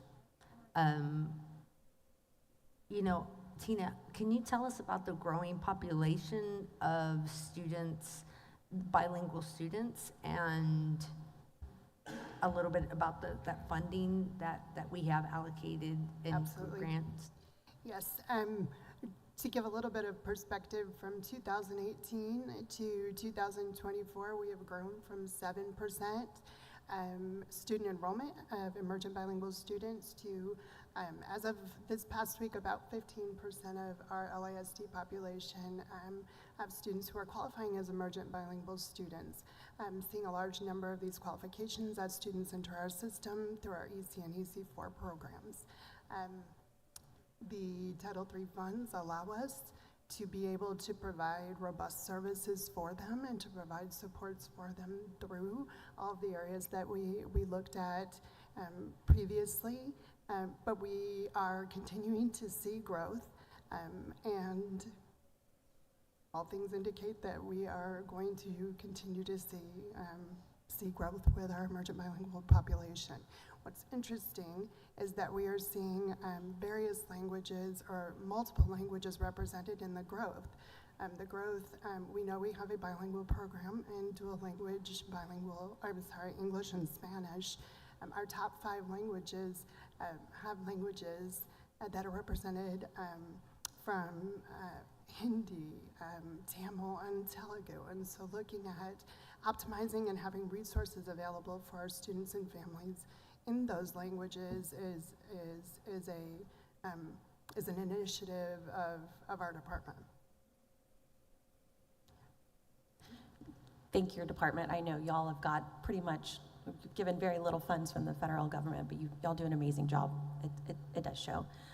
Speaking, I'm going to do it. You did. Slide 12 talks about IDEA. Y'all know where I'm going with this. Just so y'all know, when it was originally enacted, it was supposed to be funded at 40%. Right now, currently, it's only funded at 13%. So we are not even getting the full amount of help that we can get for our students with disabilities, and then add in the state not updating our special education formula. It's very frustrating that we have individuals who make laws that don't seem to understand what's the best for our students' experience. So thank you all for doing everything you can for our students in Leander with the limited amount of funding from our state and federal government.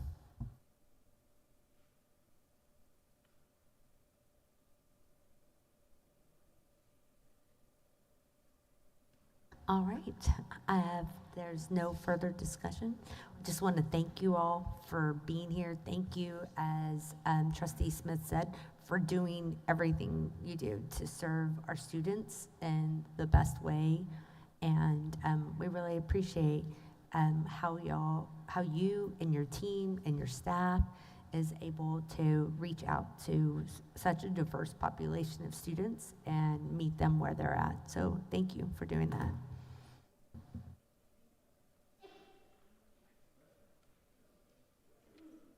Not taking a break. Next, it seems very out of order tonight, but we always try to move up any items where we have guests. But now we're going to move to the consent agenda items. Board members, do you have any motions related to consent agenda? I move that the consent agenda items be approved as presented. I second. Anna makes a motion and Francesca seconds. All those in favor? 7 in favor. Consent agenda passes.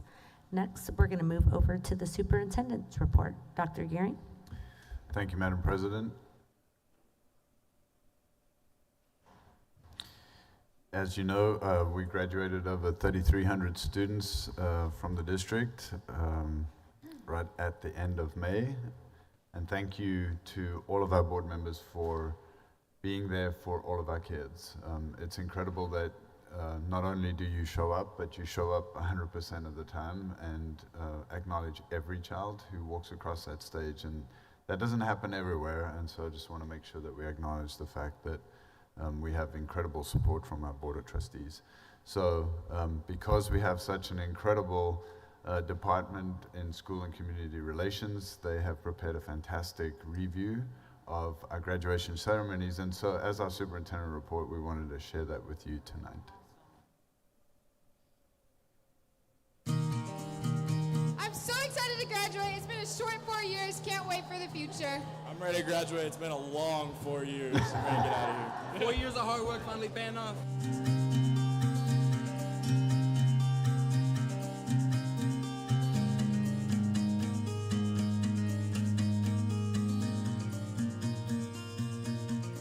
I'd like to start off by giving just one more round of applause to all of us for waking up at 5 a.m. just to be here. Greetings, families, faculty, guests, my dad, Ben, and class of 2024. Being the academic god that I am, I turned in this speech a whole 2 days after the deadline. Let's go, baby. Let's go, baby. As we embark on this next chapter, remember the wise words of none other than Yoda. Do or do not, there is no try. We're feeling excited, a little bit nervous, but it's gonna be a good time. I miss the incredible people. I'm gonna miss the incredible cafeteria food as well. Is may you do well in life. May you live happy and live long and prosper. It was great to have people around that were just like me. As we end this chapter and venture into a new stage of life, I ask all of you to take a risk. Don't be scared to be yourself, because we only have one lifetime to live. And if you fail, try again. You survived these academic Hunger Games, and you truly are the real MVPs. You've juggled more responsibilities than a circus clown on caffeine, and you've aced every academic tightrope walk thrown your way. Despite the countless all-nighters, the coffee overdoses, a pandemic. It was about this time, this very time, 4 years ago, that it seemed like the world had turned upside down. Having lost our freshman year, we scrambled to join everything we could and make up for that lost time. We found our spots within the school, whether it be in football, choir, broadcast, or even the garage band club. It is you who has gotten you through the past few years. It is you that stayed up late cramming for an exam the next day. You that broke that curfew a few times. You that fell in love. You that kept pushing through. You that cried. You that laughed. You that made you the amazing human being sitting in front of me. Now, our worst days ever from freshman year honestly seem like the best days ever for us seniors now. To my parents, thank you so much for always showing your unconditional love and support for me, even when I was being that opinionated, annoying, and stubborn kid. Each of us would not be here today without the strength and guidance of our parents. I love you, Mom and Dad, for never letting me set limits on my dreams. Ma, Pa, congratulations. As I continue to struggle and stress throughout life's daily challenges, you guys are why I keep going. Without a doubt, the foundation you've given me has allowed me to understand the path you've given me to grow. You are all terrific people in your own right, and I think it is a great thing that we have gotten this far. We're all walking today with a diploma in our hands. We are all walking away as 2024 high school graduates. But as we look towards the future and the impact we plan on making in the world, it's important to remember that individual acts of service and sacrifice are admirable, but it is only through the combined efforts of many that lasting change can be achieved. 24, I ask that you will keep fighting when they doubt you. You keep fighting when they make you start over and when you fail, and even after you've already made it. Then, as you walk this stage 24, I urge you to keep your chin up, your money up, and your fists up. Congratulations. Congratulations. Congratulations. Congratulations, class of 2024. Our journey has just begun. Congratulations, class of 2024. There's no place like LISD. Woo!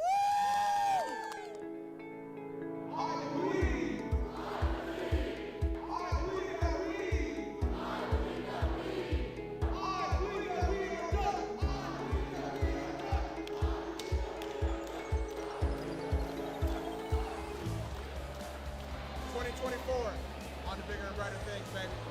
Let's do it.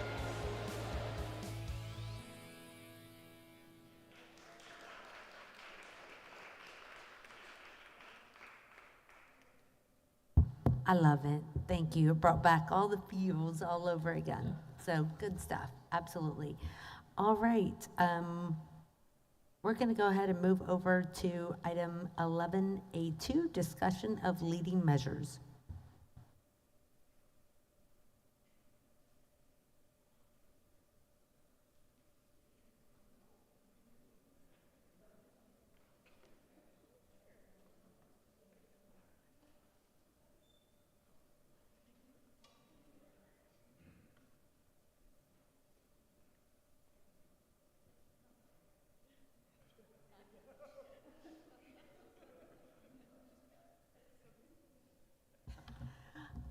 All right, good evening, Madam President, Board of Trustees, Dr. Gehring.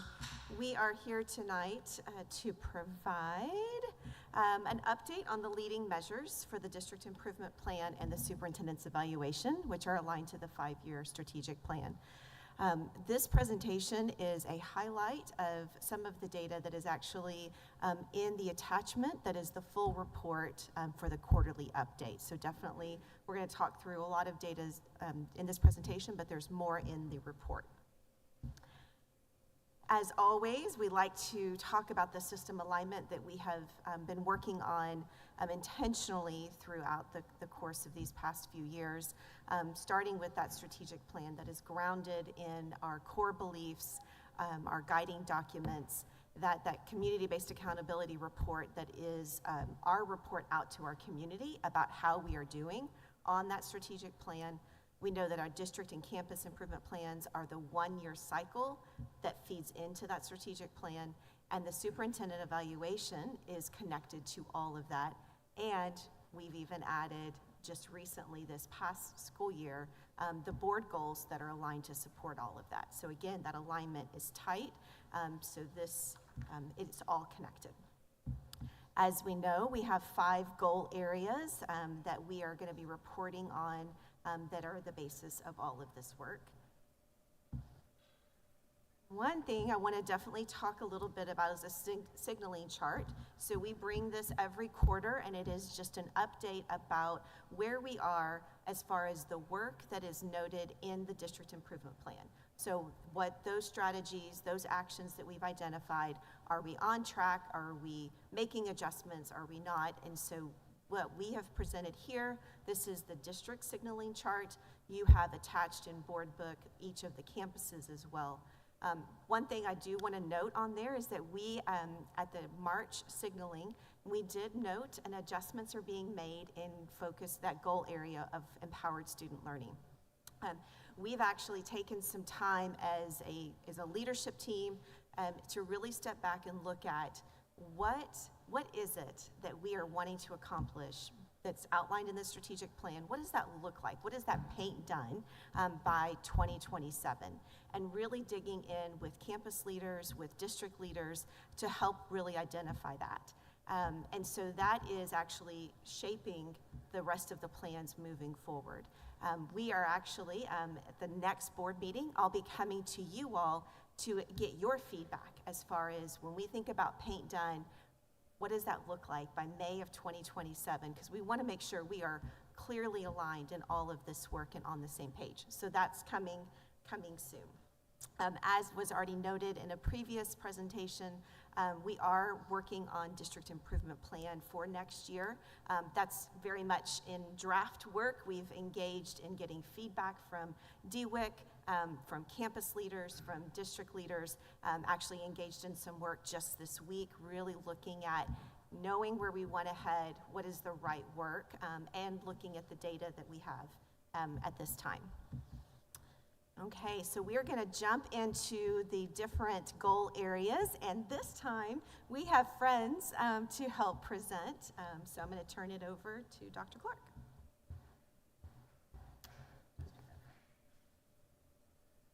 All right, good evening, everybody. So we're going to start off, and I'm going to kind of test my teaching chops, even though I haven't been in the classroom for a while. But as we were looking at ISIP and MAP data, which we're going to share with you tonight, we were having discussions with Brenda Cruz and Emily Gray about the difference in looking at criterion reference test assessment data compared to norm referenced. Often people refer to it national percentile rank test data that's reported in that manner.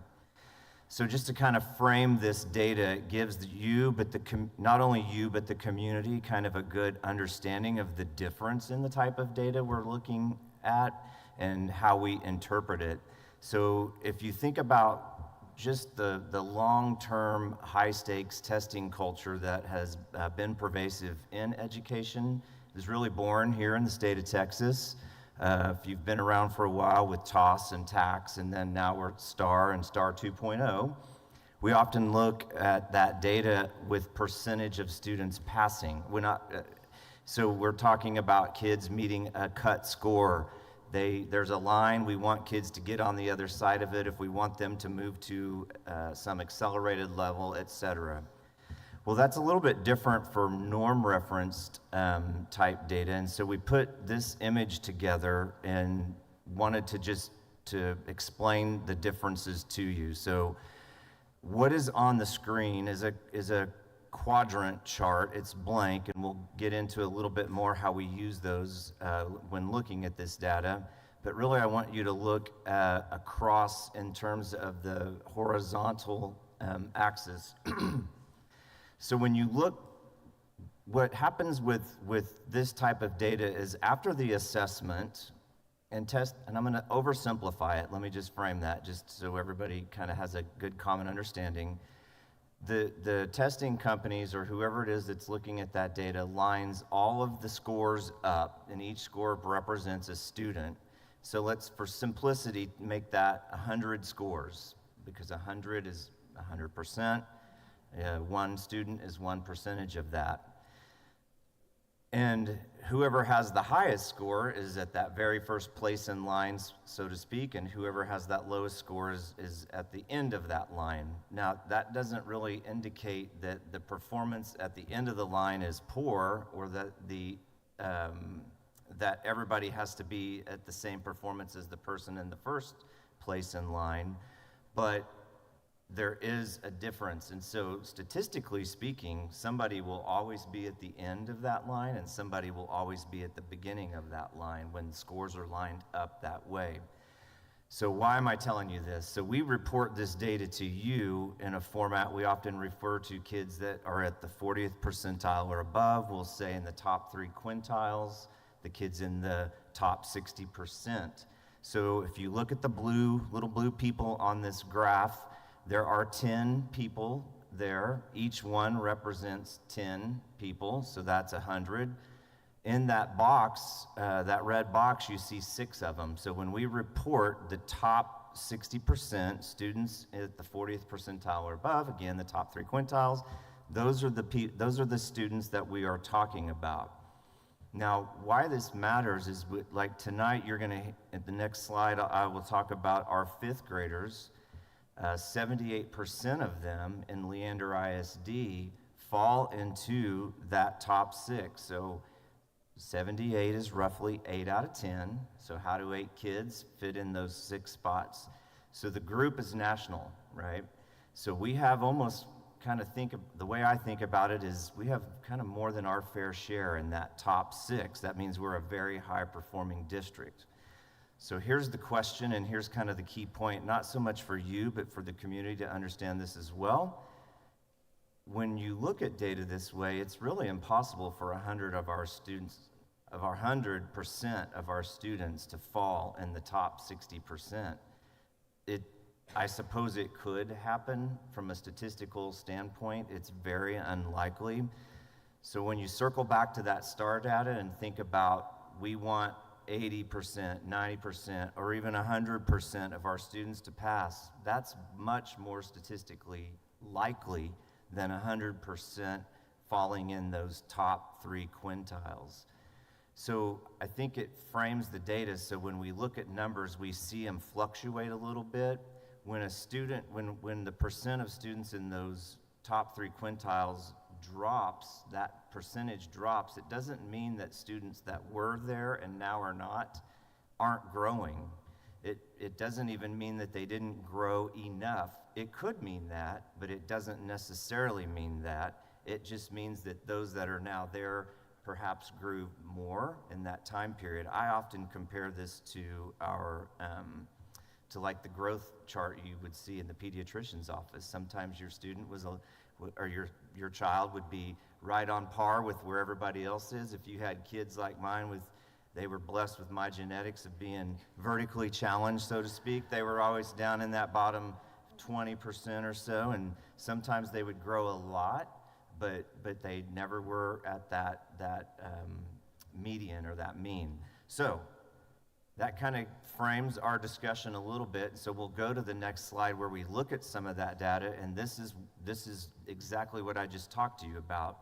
So I mentioned the 5th graders. You can see the blue bar shows in 23-24, and I won't go through each of these, but 78% of our 5th graders on the ISIP assessment, this is a reading assessment, fall within that top 60% or the 40th percentile or above. So that's a very high performing group. All of our groups are pretty high performing. It ranges from 67% of our 8th graders. Again, that is lower than 78 of our 5th graders, but it's still a pretty high performing group of students.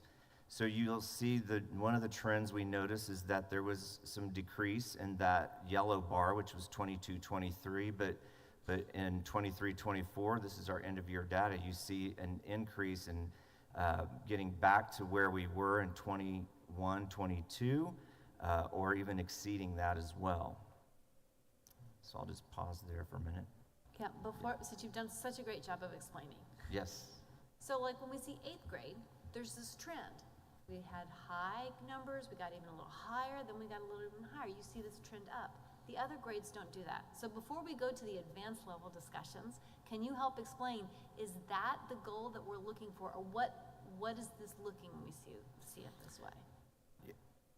Okay, so ideally, yes, we would always want to see more of our students performing at in those top 3 quintiles. It would be great if we could have all of our students in that top quintile. I think the reason for the explanation is that these percentages ebb and flow a little bit more, and so as compared to STAR data, criterion reference data, when we see a dip in a percentage there, that means less kids are meeting that mark. That's a little more clear cut and from a math or statistical understanding. When we see a decrease here, it's not necessarily that we have kids not meeting a mark, we have less in the top 3 quintiles. Does that make sense? I had a question. When did we implement the iStation and MAP for 6th, 7th, and 8th? Was it the year 21? 2 years ago is Right. when, yes. Just because you look at the data here and you see those students, right, in 2021, right, you know that they had been used to taking that in elementary, those 6th graders. And so I knew for me as a parent, that was kind of a shift in the way we were evaluating is not the correct word, as far as like gathering our data from our students. And so for me, just to kind of see that shift we did and just wondering, right, this was a whole new testing for not only for our students, for parents and our staff. So just to kind of keep that in the back of our head. That's a really good point. I just lost my train of thought. I had a great response to that. That's okay.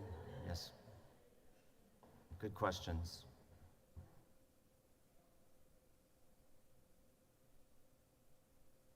Any?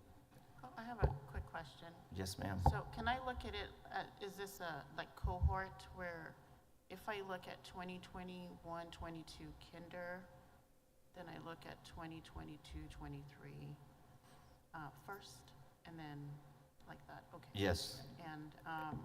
And then when it comes to middle school, 7th and 8th grade, are those, do they use it more often? Because I know that in elementary school, I don't know about all schools, but maybe some of the elementary schools, they tend to do this more on a monthly basis and are more, they use it more often.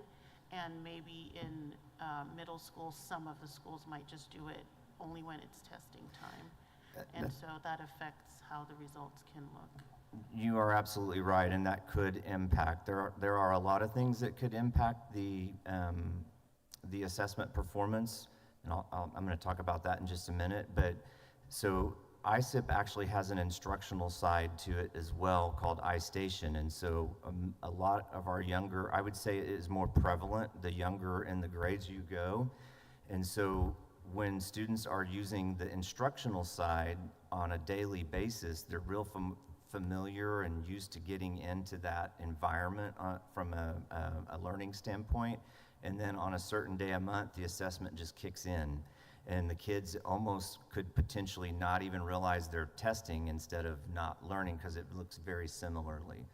That doesn't necessarily play out, and this is not a bad thing at the middle school level. We really would not want middle school students working on iStation daily.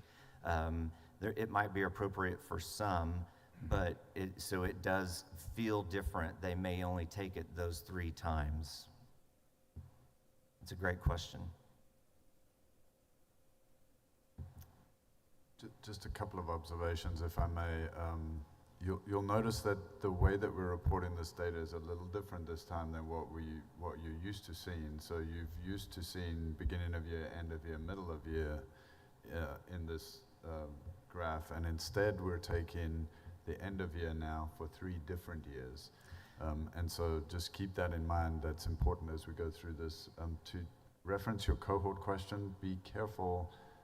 These are cohorts if you look from K to 1 to 2, but they're not pure cohorts because we have kids moving in and coming out of those cohorts. So just be careful of the kinds of analysis you can do at this level. And the last observation I'll have is that this data proves less and less useful the higher level aggregate you take. So when we aggregate it at this grade level, it's less useful to us than it is when we get all the way down to the student level. So it's much more useful data at the student level than it is at this very high level. And so we're watching it carefully and we report it to you, but we have to be a little careful about how we analyze it. Thank you, Chris, for giving us that piece of assessment literacy. We're going to be doing a lot more of that, not only with the board, but also with our staff, and then with students as well. It's really important that we have assessment literacy throughout the system so that as we look at assessment results, whether that's at the individual student level or all the way up at the district level, we understand what we're looking at, we're interpreting it in an appropriate way, and then we're using that data appropriately to drive learning. And so remember all those things as we continue through this presentation. Thank you. And I am going to talk a little bit more about that on our next slide. And I think this type of data at this high level, it should lead us from a practitioner standpoint, perhaps the board as well, to more questions than answers. It's really a 30,000-foot view of performance in our district, but it has to push us down, down, down, down, down. This is really truly leading measure data in terms of the presentation tonight. Any other questions on this before I move on to the next? I will just add that I don't have data for this, but I did want to share it with you because of the reading intervention redesign that was done through the Sprague team this year. In 2023, May of 2023, there were 758 students that showed reading difficulties of some shape, form, or fashion. That has decreased to 404 in May of 2024. And so this is a phenomenon that I've even seen play out in my previous roles in other districts, and as an elementary principal, quite honestly, in another district. When you get better at that intervention and phonics instruction, you see less students being referred for dyslexia. So that's a shout out to our teachers, but also the Sprague team and the curriculum team that work collaboratively on that. So this is where you'll see this data is the same as Dr. Gehring referenced, that it is the end of year data for each of the last 3 years instead of beginning, middle, and end of year, but it is broken out by student groups. So again, you see that same phenomenon where there was the dip in performance in 21-22, but it increased back or exceeded in some respects in 22-23. So you can see like the economically disadvantaged group of students, there's 52% of them now scoring in those top 3 quintiles. That's an increase of 10% overall. It's still a net decrease of 2% from 3 years ago, but still we're trending back in those groups. And I don't want to read them all to you, but you can obviously see the data shows this is an area for or an opportunity for us to continue to improve. You can see the disparity in some of the performance groups. And so that is, indicative of a larger national trend that has been in an occurrence for quite some time that many schools across the nation are working on. But I did want to talk a little bit about some of the things we're going to do next year to address this, not just in reading, but in math as well, is we're really investing in our teachers through the PLC, focus on PLCs next year. And a lot of the feedback that we've got and what Sarah was talking about, or Dr. Grissom, sorry, was talking about that we've gotten from principals and various feedback loops, pervasively, teachers, principals, district administrators, a definite request for refocusing on professional learning communities. So it's a great opportunity for us to invest in our teachers. And some of the things that we've done, you heard the PLC Live that's funded by Title II. That was shared earlier. That's going to continue this summer.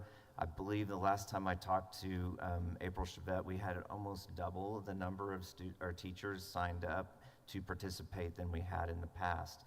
We, over the last week or two, since May 28th, up until the last two-day training ends tomorrow, we'll have about 300 of our PLC lead teachers participating in some professional learning that helps develop them on how to lead and guide their PLC. So we're going down to that teacher level to help facilitate better interaction and collaboration between them, and they're asking for it. That's the part that feels so good about this to everybody, is that they are asking for it, they want it. I attended one of the two-day sessions, and I will tell you, I have not seen so many happy teachers in my life. They love this training, and it was like 2 days after school got out, and they were there for 2 full days. I got texts from principals about how excited their teachers are as well. So all that to say, will facilitate teachers focusing on learning and student ownership of learning, like Dr. Gearing was talking about, engaging students through goal setting. So when a student walks in to take an assessment, no matter what that environment, they understand what it means to them and their academic performance. They will have set, the goal is for them to have set goals, and so they know that they're on target. They've been working on specific academic skills, and that will help student by student improve some of the disparity that you see displayed in this graph as well. I'm sorry. Yes, ma'am. Just let me clarify this, because I'm trying to understand, make sure I've got this connection right. We have a disparity with our Black and brown students, and in our student groups, as it's listed at emergent bilingual, eco-dis, we're looking like 20 to 30 percentage points. So the PLC looks at all sorts of techniques, so we're going to lift all the students up, but I want to know about the closing the gaps. Are you telling me that you believe, based on, because y'all get to see this at student level, there's something you're able to identify to help us close those achievement gaps, and it's going to be done in this PLC format? I do believe PLCs are a great opportunity to improve instruction or the learning that occurs in a classroom, which will then impact the performance on assessments. And it's also through engaging students. It really it goes back to student ownership of learning. That when we Dr. Gearing doesn't like it when we use the word teach. He likes to focus on learning. I'm trying not to avoid. I can feel him looking at me. He's waiting for me to say teach or instruction. And I agree with him, but it's so hard to do. But when we focus on the type of learning that engages students, and we engage them in a way that they are owning their learning through understanding the importance of their assessment that they are taking, it means something to them, as opposed to, I'm doing this just because I have to, or my teacher told me. That I think it engages students in a different way. And yes, I do believe that can be done through the PLC process. When teachers are collaborating, you get a group of teachers around a table with some structure and focus on better learning, you better believe that they can figure out the best way to do that. So can I push that just a one step further, since I think this is an opportunity for us to do that? If you were to look at the eco-disc bar on this at 52% end of year in 2024, there are students who then have not ended up in that top 60th percentile, and there's a specific reason for that. If a student knows why it is they didn't end up in there, what skills or standards it is that they need to master in order to end up in there. And they are focused on what are my intentions for making sure that I learn that material, that I practice that material, that I can do better on that assessment. Then they can help that number grow larger, right? And so when we say close the gap, that's what we're trying to do. We're trying to essentially flatten out this whole chart. We want them parity. But that requires individual students to make progress better than what they are right now. That requires an environment, and a learning environment in that particular classroom that not only encourages them and helps them to have the assessment literacy, to understand where they are in that assessment, to understand what goal they can set, to understand what it is they have to do to reach that goal. Somebody has to provide that environment and that structure. Well, that person is the teacher. Well, how does the teacher learn how to provide that environment and establish that learning? They learn that the best place for them to learn that is in their PLC. But that means there has to be expertise in that PLC in order for that to happen. So how do we ensure that there is expertise in that PLC? Well, we train those PLC leaders or any member of that PLC that wants to do that training, but we're trying to create an environment where teachers are learning from each other and helping to create that learning environment that encourages students to own that, to set their goals, to know what it is they have to do. That's the only way that this data changes, one student at a time. It becomes about intentionality. I don't even know if that's a word, but you know what I mean.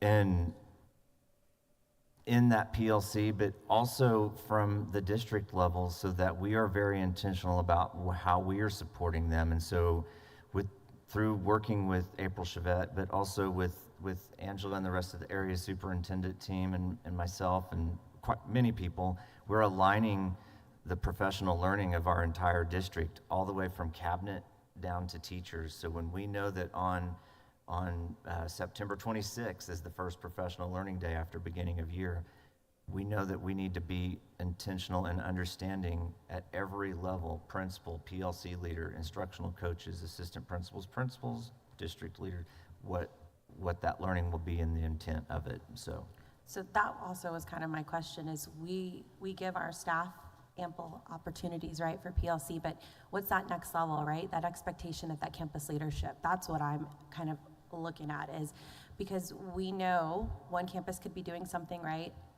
It's not really the same happening down the street. And so for me, we want great outcomes for our students, but like for me, what I'm looking at the lens is, how are we supporting our principals? What does that principal support look like at the area superintendent? Like, those are what I'm trying to look at, that connection. Because again, what happens in the south side of the district is not necessarily what happens in the middle side, the middle section of our district. But at the same time, we still should be giving that campus leadership the support they need to ensure that we're implementing this across the system and we don't see gaps from school to school. I actually just had this conversation with a principal a couple days ago. So we just rolled out the professional learning plan just a few days ago and explained that intentionality that Dr. Clark just explained to you about the alignment in the learning that we're going to present to our campus leaders.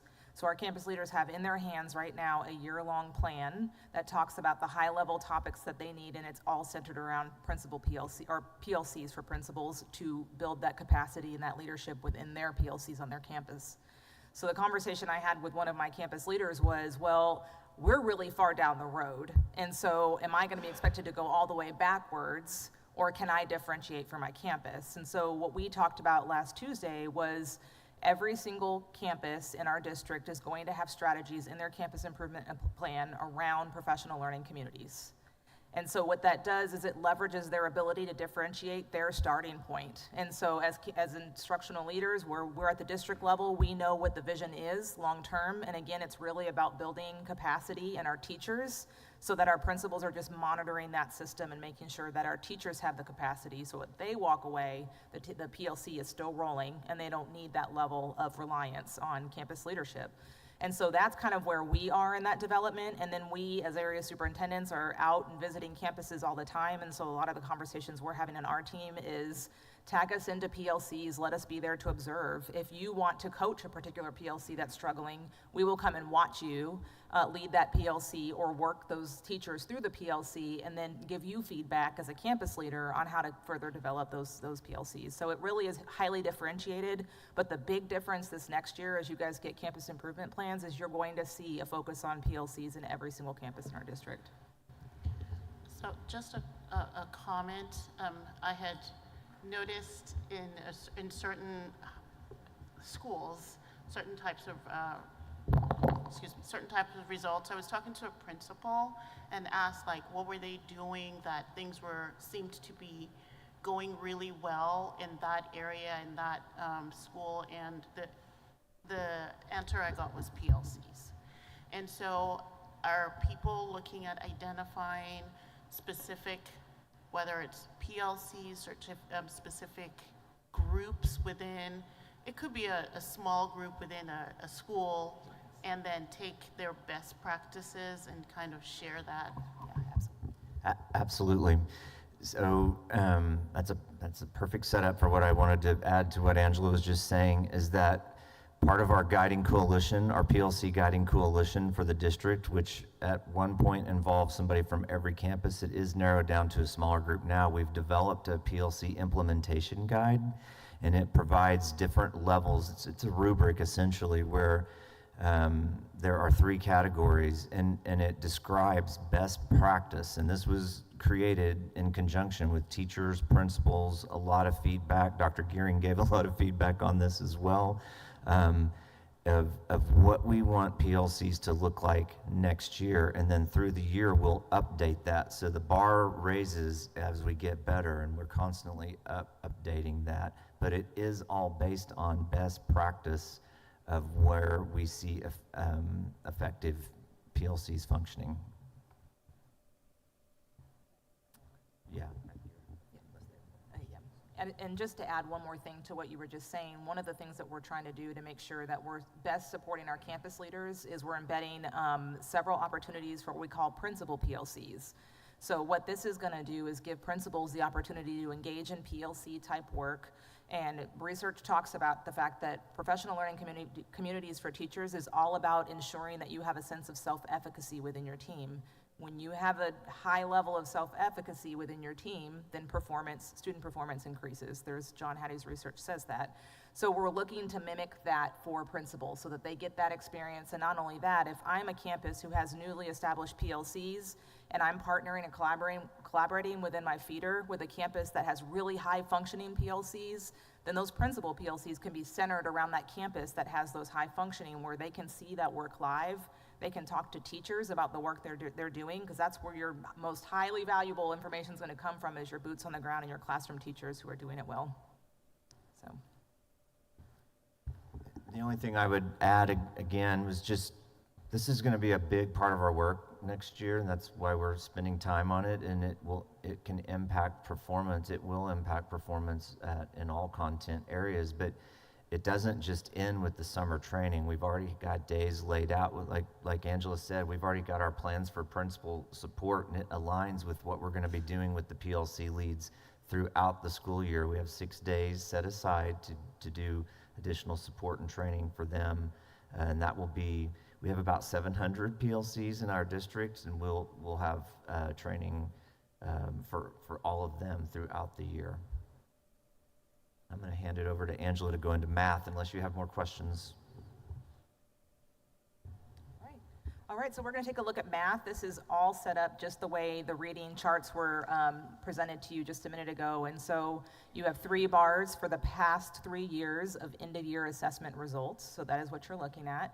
And you'll notice that these bars are just a tiny bit lower than the language arts ones that you were looking at, but we are looking at higher percentages of students that are in those top 3 quartiles, the 41st to 99th percentile rankings. And so you'll notice there's quite a wide range, going all the way from 68% of our second graders that are at or above the 40th percentile, all the way to 81% of our kindergartners that are at or above the 40th percentile, and that's that blue bar for our most recent year.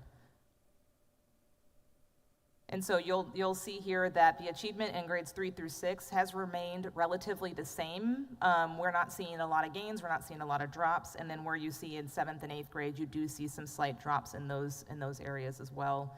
There's a lot of conversation we're having around that, and again, we already talked about how high level this data is, and so some of the analysis we're doing is understanding the utilization of the test at the secondary level. It is newer for the secondary level than it is versus elementary. They've had it for a few more years, so that's an element we're looking at, as well as looking at, are there particular strands of mathematics that we're seeing system-wide, or is it campus to campus? And so we are working on drilling into that data and making sure we're interpreting that correctly.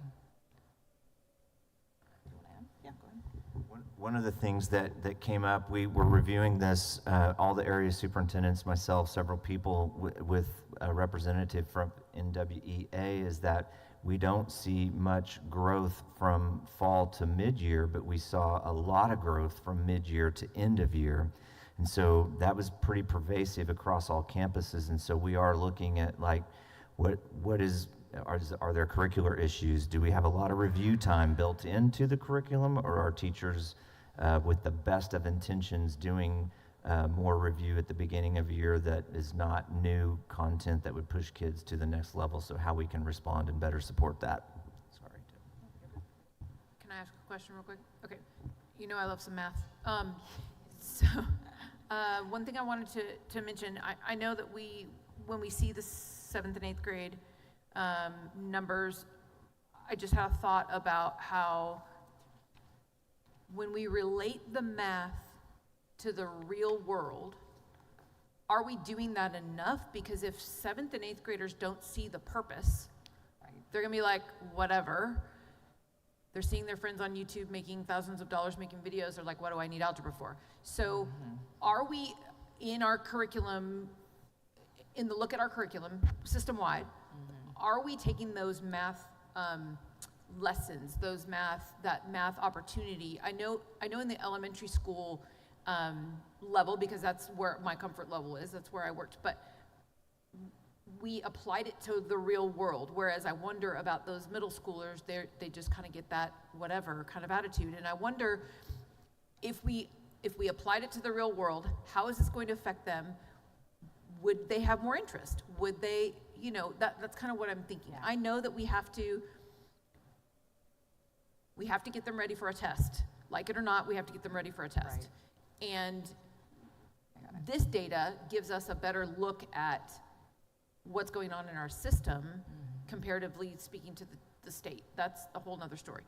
But I'm wondering is if we're thinking about students owning their learning, what kind of feedback can we get from the students about what do they want to see in their math lessons? What do they, we're asking questions about what students want out of their education, and are we tapping into those middle schoolers? What do they really want? And I wonder if we attach that to real world stuff, if we wouldn't see a shift. Absolutely. I'm glad you said that. That's actually an area of focus for the curriculum team next year. And so one of the things that we've kind of dived into this year is called Building Thinking Classrooms. It's an instructional approach with a resource that we have in place, right? And some of that does talk about real world context.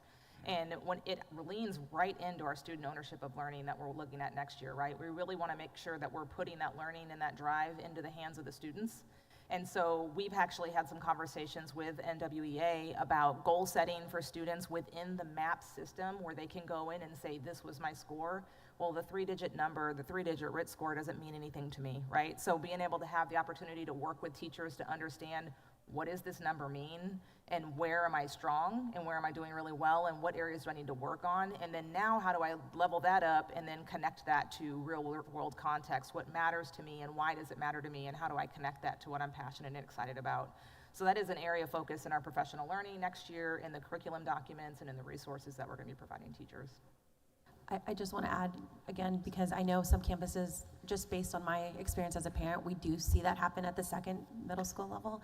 Again, going back to how do we make sure that, and I hate this word, but streamline it. I want every student to have that access that the student at this other campus is getting, because I've seen it with my own eyes when the real world is applied in that math lens and you have a believer in math, that student. I saw it this year. And so again, I feel like I'm coming up with a theme this year. How do we make sure that every campus is given every student that same opportunity across the board?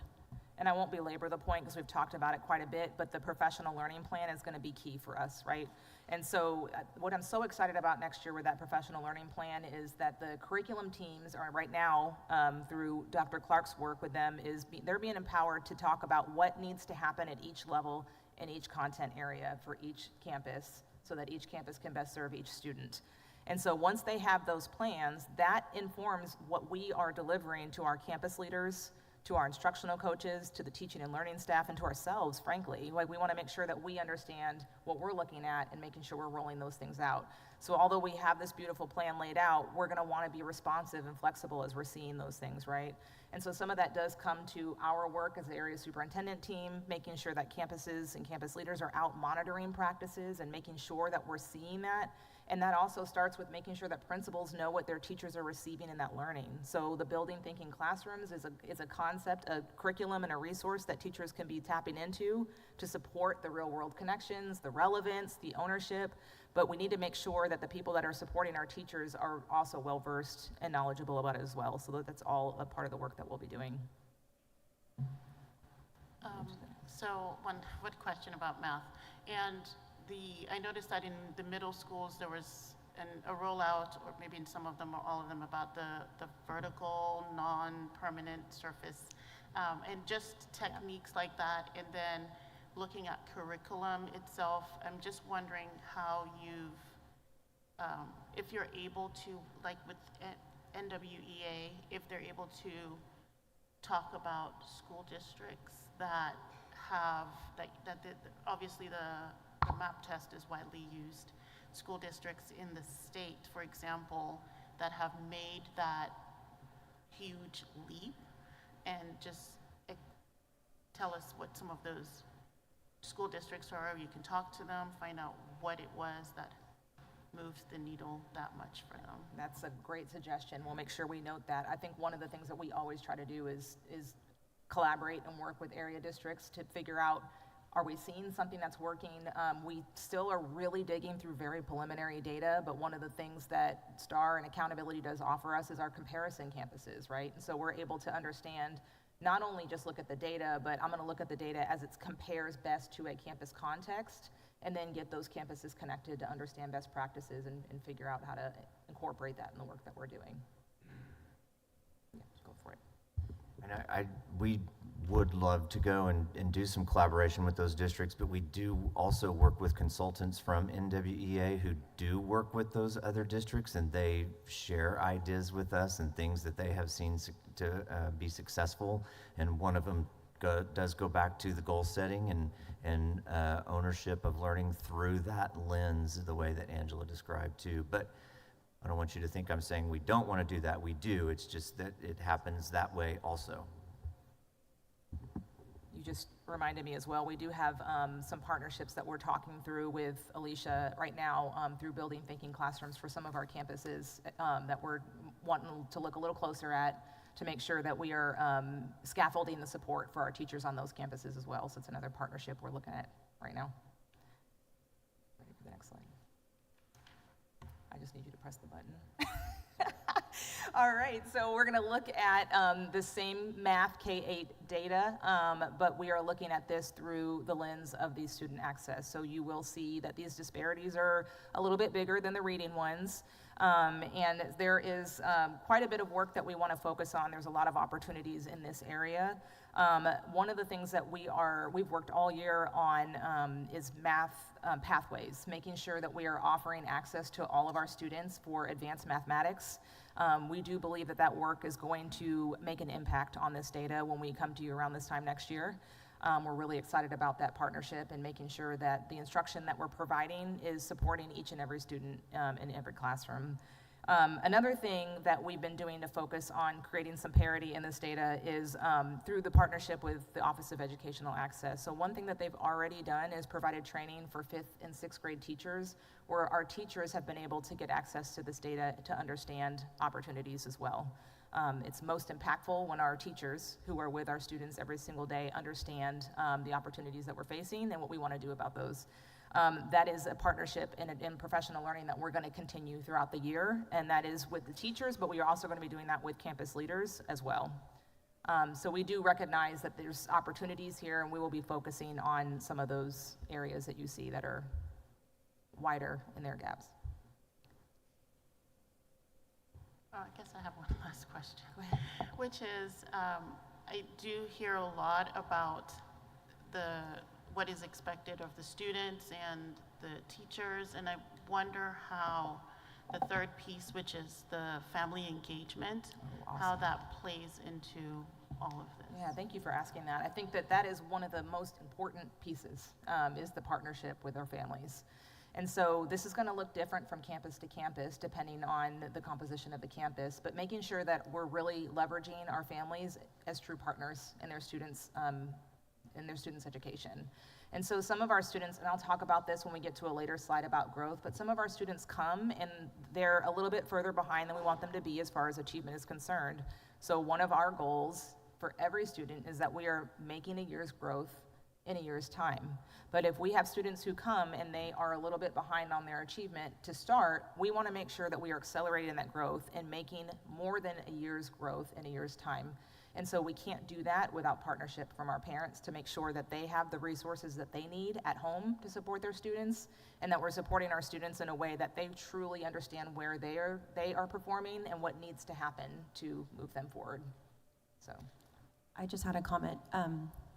The whole educating the parent as far as the accelerated math courses this year, that made my heart so happy because that was a missed opportunity for my oldest. And so to see that go out, but not only just in a letter, but the intention behind it to educate the parents of what we're trying to offer and the access that it's opening to students. So I did see that as a parent, and it made my heart so happy. So thank y'all for really doing that, but also giving that extra information.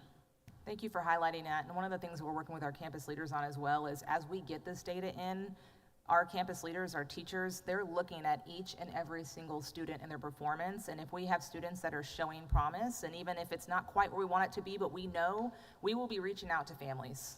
So we're not going to expect that they come to us. We're going to be reaching out to them to let them know that there's opportunities for the advanced math pathways. Have y'all partnered with Dwayne and his department, and when we're reaching out to families in culturally responsive ways? A lot of the data that's there about how families engage with schools, there's a lot of cultural background. Yes. And minority families that they put a lot of trust into the education system, and so they don't interfere. They see it as interference or stepping in ways that circumvent schools. And so I'm just wondering if we're thinking about how we are reaching out to families and we're doing that in culturally responsive way, so that we're able to get a real partnership and hopefully address some of the performance gaps that we're seeing. Yes, and we definitely are. I think one of the things that Dwayne and his office are working through is, first of all, just assessing the cultural competency through survey data of our instructional staff, right? And then in the training that I was just explaining to you for teachers, not only did they get to see access data and understand that data, but there was actual real learning around cultural competency so that they know how to best partner with these families. And so also, again, going and us being a part of reaching out and helping families understand this is an opportunity so that we can explain that is going to help with that ability to connect well there. So we're going to continue that work throughout. There's a lot of modules and trainings that we're providing to campus leaders. All last year, Dwayne and Mel were working with assistant principals on a lot of these concepts as well. So that is going to be work that we're continuing to roll out. I'm just going to push us along a little bit, otherwise we might never get done. Sorry. Are you done? Okay. So I'm going to go fast, I promise. So this is another little teaching slide, also, just to kind of give you an idea of this evolution of how we're presenting this data to you without just completely changing it. So here's the quadrant again. So let me just kind of orient you to this. The top left quadrant represents students that are high growth but lower achievement. The top right is high growth and high achievement. Each of those dots, this is actually from a middle school, and it represents performance in a course. I couldn't tell you which one right off the top of my head. Or it's probably by grade, and they're in a course as well. And so the large pink dot in that top left quadrant would represent a group of students in this course that are high growth, lower achievement. Those dots in the top right are high growth, high achievement. Then the bottom left is low growth, low achievement. Bottom right, low growth, high achievement. So ideally, we would want everybody in that top right, or at least in that high growth area. So it's not where you come in, it's we want to see growth out of everyone. How we've been presenting the data to you in the past only shows the student performance in that yellow box. So those are those top 3 quintiles, the students there. The data we're getting ready to show you and how we would like to show this, include this in how we normally do this with you throughout next year, is to add in the students with that blue box. So that goes below the 50th percentile to the 40th for growth, but also for achievement. So we're showing a better 30,000-foot view of what percentage of our kids are high achieving and or showing high growth in comparison to other students. So it's a better representation. So with that, we'll move to, this is the same assessment, same organization by end of year, but now we've combined. So this is ISIP, it's reading percent at expected achievement or at or above expected growth. Now some kids could be both, but you can see the differences in the percentages.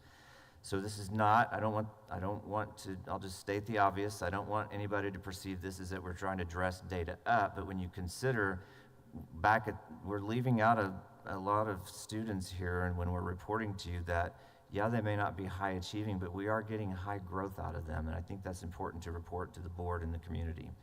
And so you can see here how that impacts. You do see the same trends that after 22, 23, that dip, that it increases back to or exceeding from 21, 22. And just for time, I won't go into great detail on all that, unless you have questions. Again, this is the same student group, but again, at or above growth and expected achievement combined.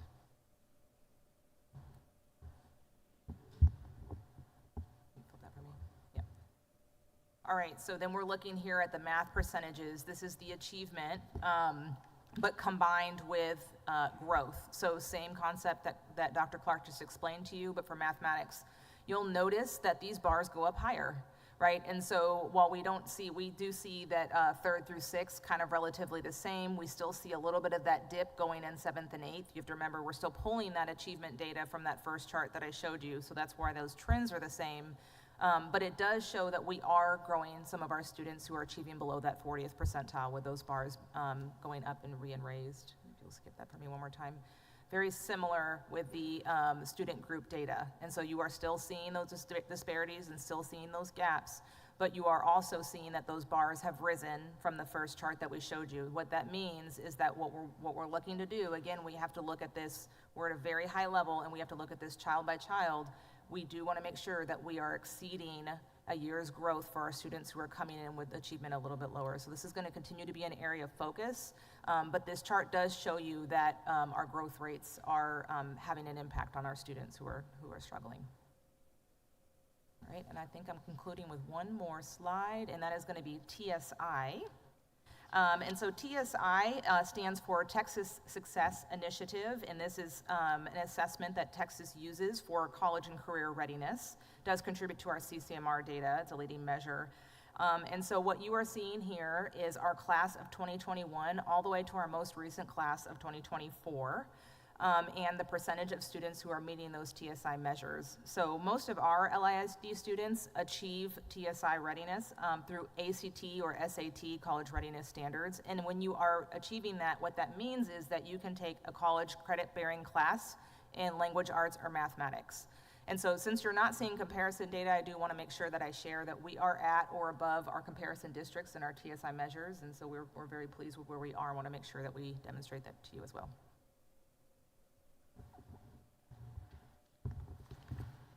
So I just have a question about this slide. So one of the pieces of information that we've gotten from early college high school was how they had like high TSI, they achieved that with their 9th grade students. And so are we taking learnings from them and how is that going? Yes, we are always making sure that we're talking to all of the campuses to make sure that there are a lot of different strategies that various campuses use. And so talking with Dr. Courier about the work that they're doing on their campus to motivate, because we have to remind ourselves when you look at early college high school's data, which is very high, these are students from a variety of different backgrounds. So we are doing something systemically that we want to make sure we're duplicating efforts on. And so yes, we make sure that we're having those conversations from campus to campus to try to duplicate some systemic things for all of our campuses as well. When we report those TSI scores, is that strictly on the TSI test and not representative of all the students that don't have to take TSI because they have a PSAT or something that's already high enough that they don't have to? Encompasses all that of it. they're. Go ahead. He looks like he wants to answer so badly. Who, me? Dr. Gary, maybe this is Oh. really wanted to answer. No, if I understand your question correctly, so students can qualify to participate in dual credit courses by their PSAT score, and then if they're successful in the dual credit course, they can meet TSI. If that was your question, I may have misunderstood it. This includes all students who've met TSI regardless of how they met it. Yes.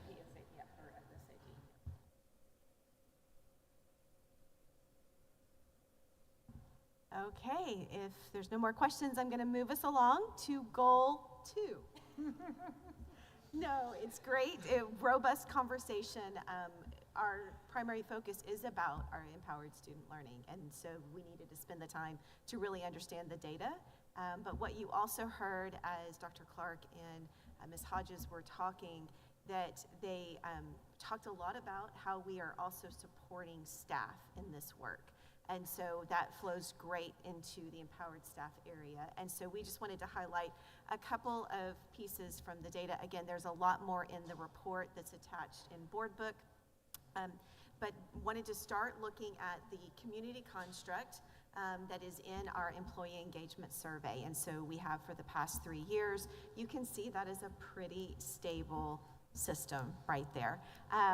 So with that, the community construct, it is, typically it ranges from 300 to 400, with 350 is that tipping point. The lowest the construct could be is 100 points, and the highest is 500. But what they see is that 350 mark is the tipping point, which we have traditionally been above.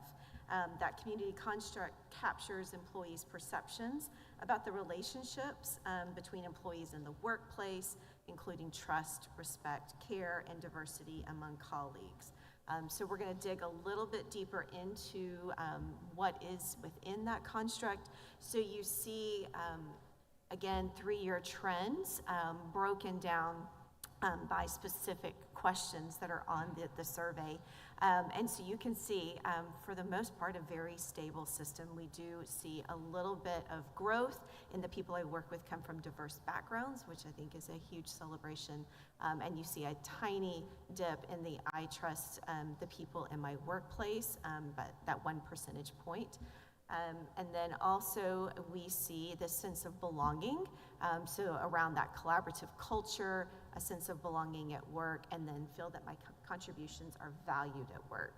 So again, we see there just a little bit of a drop. And so what we are engaging in right now is actually digging in to understand this better. So this is the aggregate level. So this is all campuses, all departments combined and represented here. So what we're looking at is when we think about this particular data set, as we look at individual campuses, if we look at individual departments, where do we see bright spots? What are the things that are happening that maybe we can replicate very similar to your question about early college, high school, and what are we doing about TSI.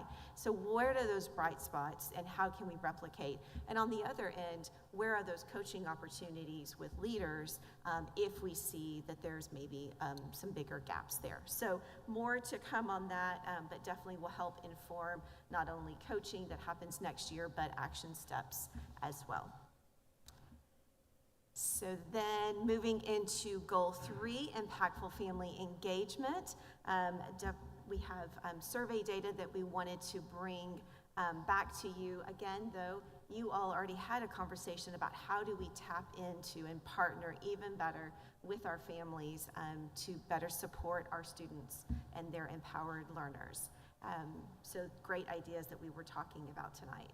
So the family involvement dimension that is in our climate survey, you can see for the past 3 years, that is a nice steady increase. I do want to point out, we were excited to see the number of survey respondents increased, and you have growth.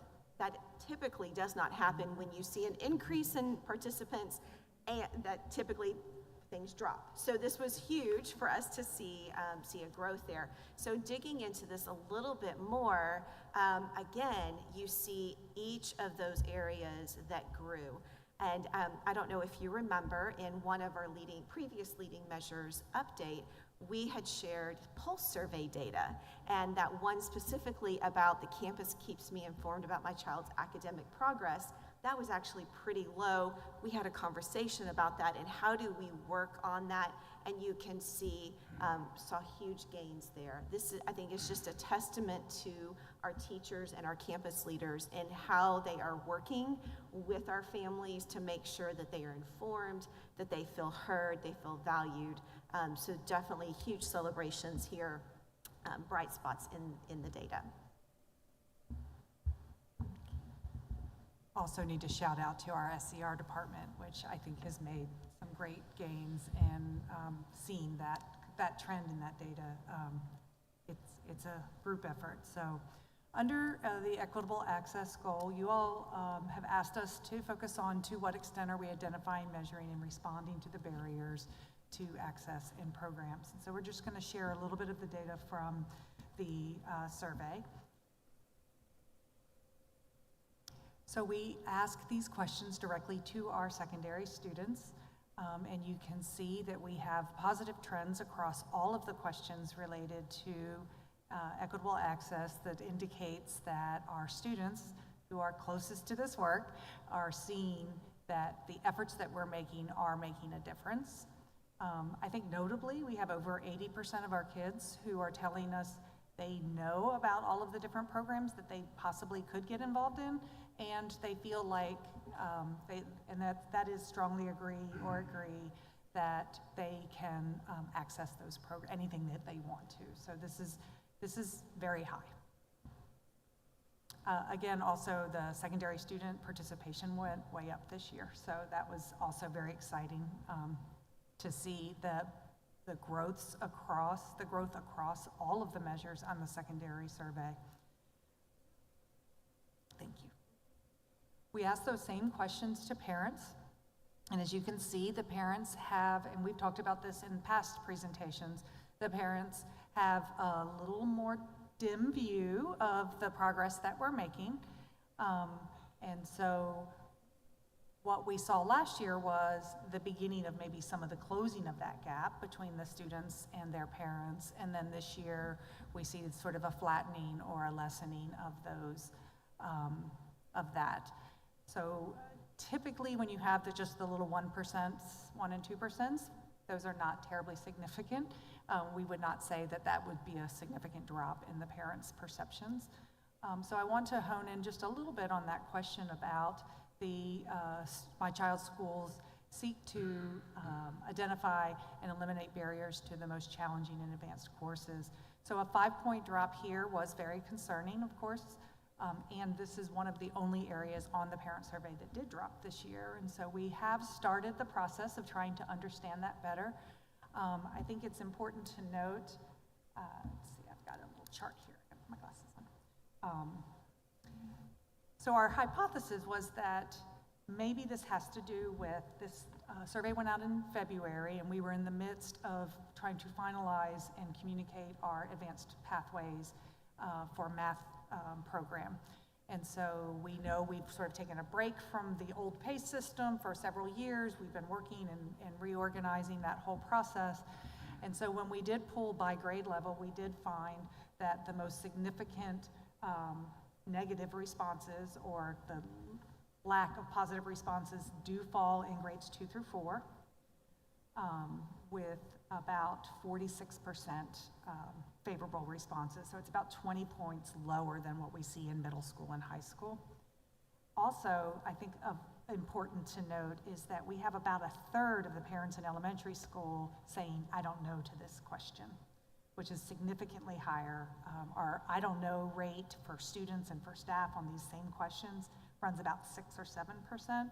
And so to have, a third of the parents telling us they don't know. And of course that makes sense if you think about advanced and challenging courses is the way the question is written. At the elementary, kinder level, that doesn't make a whole lot of sense to parents. And so we believe that the evolution of that pathways is part of our understanding now of why this data may have dropped.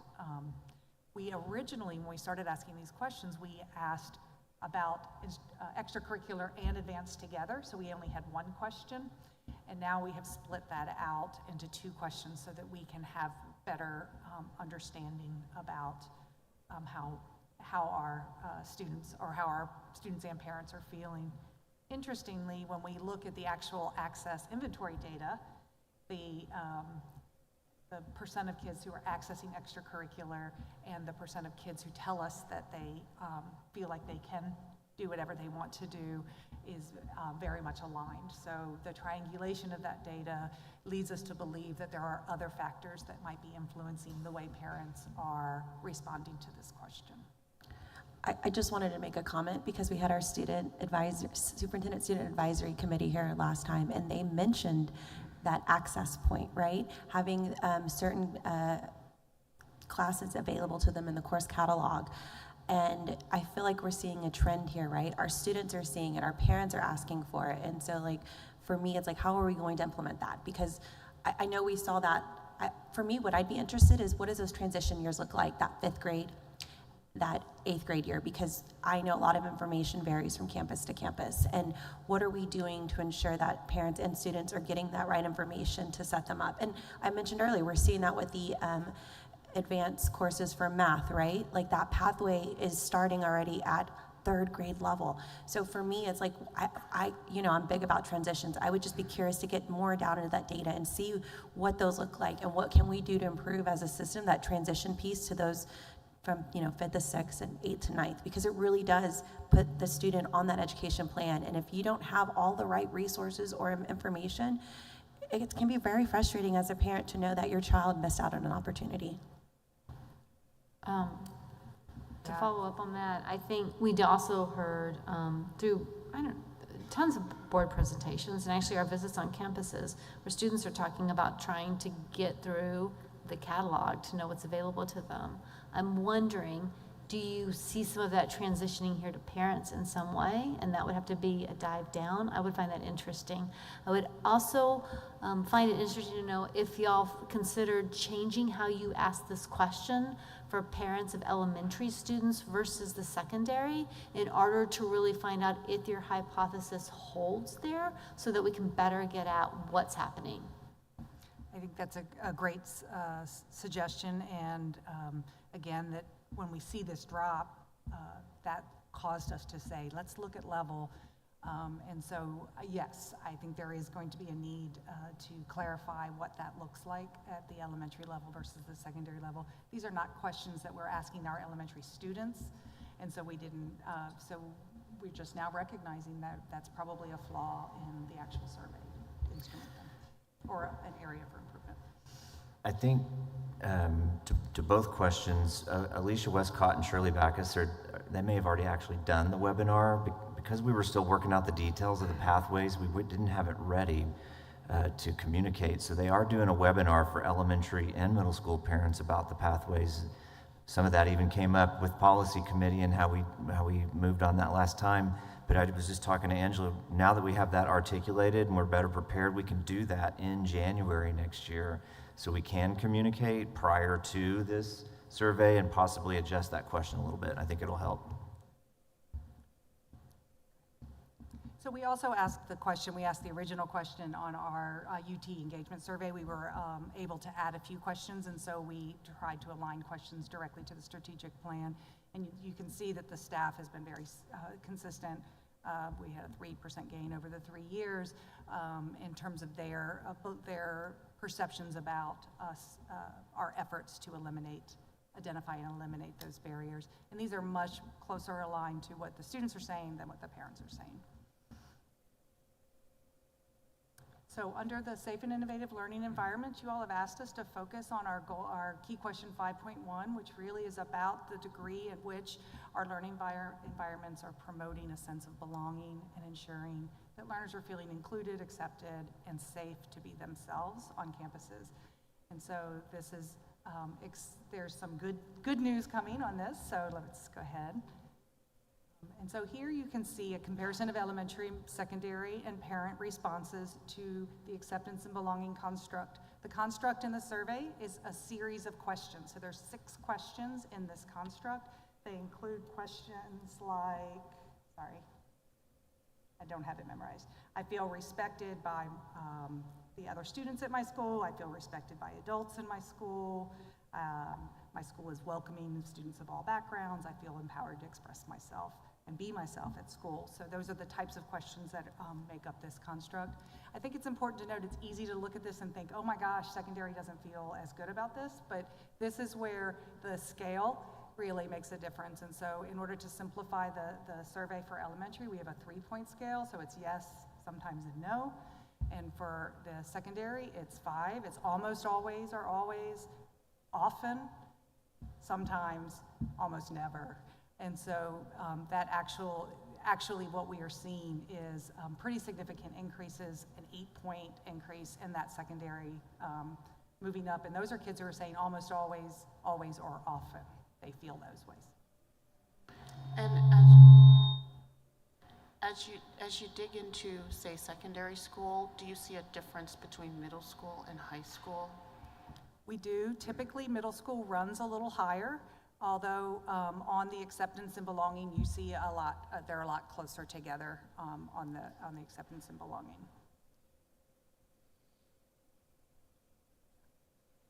And so we also, we started during COVID asking these questions about well-being, because at that time we weren't seeing our kids anymore except through screens. And so we have carried those questions through, and so we wanted to make sure, we think that this really speaks highly to the safe and innovative learning environments that we're creating. You can see that we have high levels for elementary. This is elementary students self-reporting, and the scale for the physical, emotional, and engagement in schools is excellent, good, all the way down to fair and bad, or poor.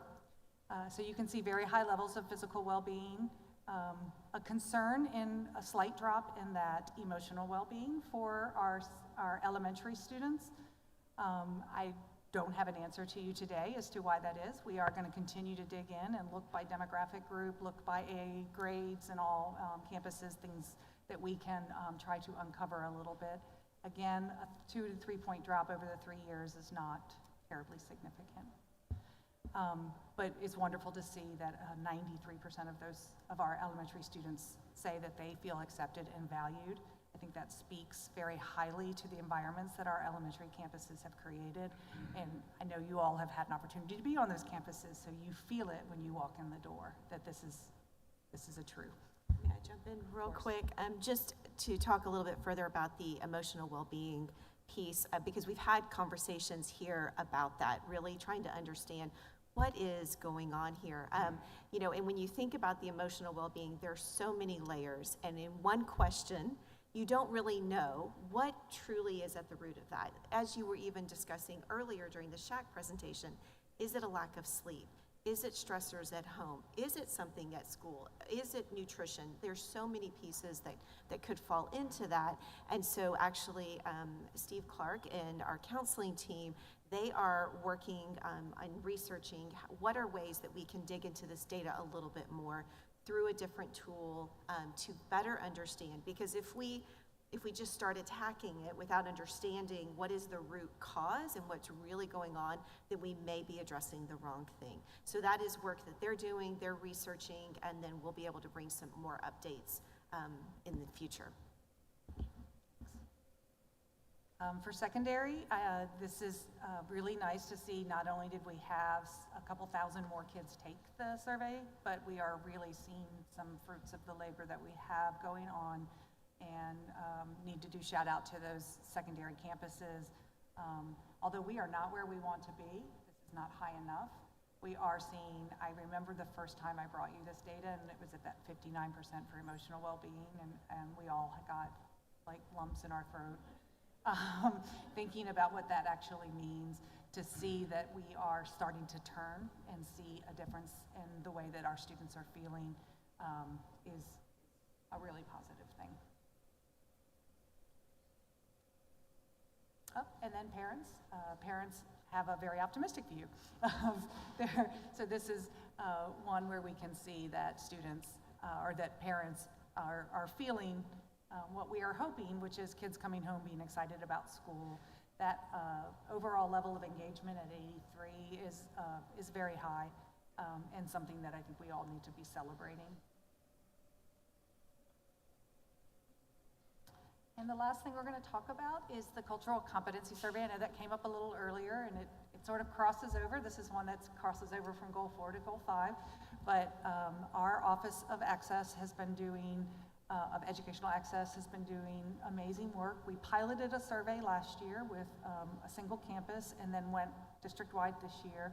It's a pre-post survey, and so there was not necessarily a whole lot of intervention between the pre and post, because this was for the entire district. There were campuses that participated in additional learning around cultural competency that we are using that data as well. But this is really serving as our baseline data to see where we are. We look at above an 8, so the teachers are asked to rate their level of confidence on a number of indicators for facilitating positive relationships, personalizing instruction, and communicating with families.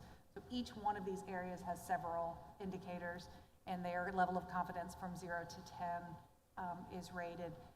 So we really are looking at an 8 or above as being a very positive sign, and so again, limited information because it's first year 1, but it certainly gives us a piece to begin to have those conversations. And I can say that Mr. Street and Melody, sorry, we call each other by our first names in the office, have been really working to shape professional learning around the areas and helping principals shape their professional learning as well around the areas of weakness here.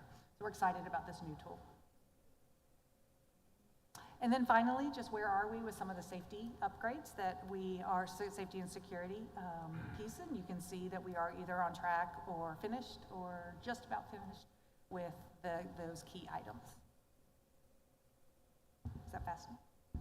All right, so we have had some discussion throughout the presentation, but now is the time we just want to pause and see if there are any further questions that you have for any of us at this point. I don't think so. I think we were able to answer all our questions, and I'm glad we did that because there was so much that I think if we had waited till the end, it would have been a mess. So thank you for all that information. Thank you for the explanations of those pieces, and yeah, look forward to further discussion. We will be sending out in the board memo the final reports for all of those surveys, which includes everything. I do have to do a quick shout out. It doesn't show up in this because it wasn't one of the indicators that we selected as part of the superintendent's eval, but our meaningful learning and our student empowerment, our measures on the survey from students directly and from their parents are really remarkable in this area. So I know our CBAS report is going to be highlighting those because it's an important piece that our community has told us they want. So we will be sending that out. And of course, if you have any questions, we're happy to sit down with you and talk through any of the survey data. Thank you. We're going to go ahead and take a 10-minute break right now.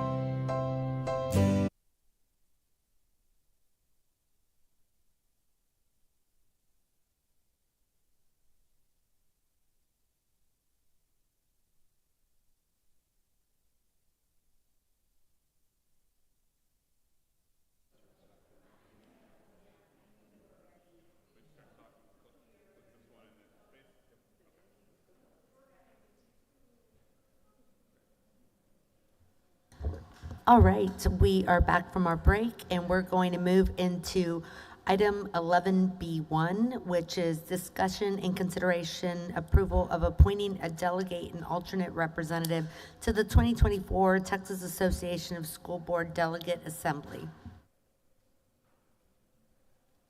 I move that Anna Smith be appointed as Leander ISD's delegate and Sade Fashikun be appointed as Leander ISD's alternate representative to the 2024 Texas Association of School Boards Delegate Assembly. A second. Christine makes motion, Francesca seconds. Is there any discussion? All those in favor? 7 in favor, motion passes. Next, we're going to move to the next item, which is 11C1, discussion of the 2024 certified estimated property values and recapture.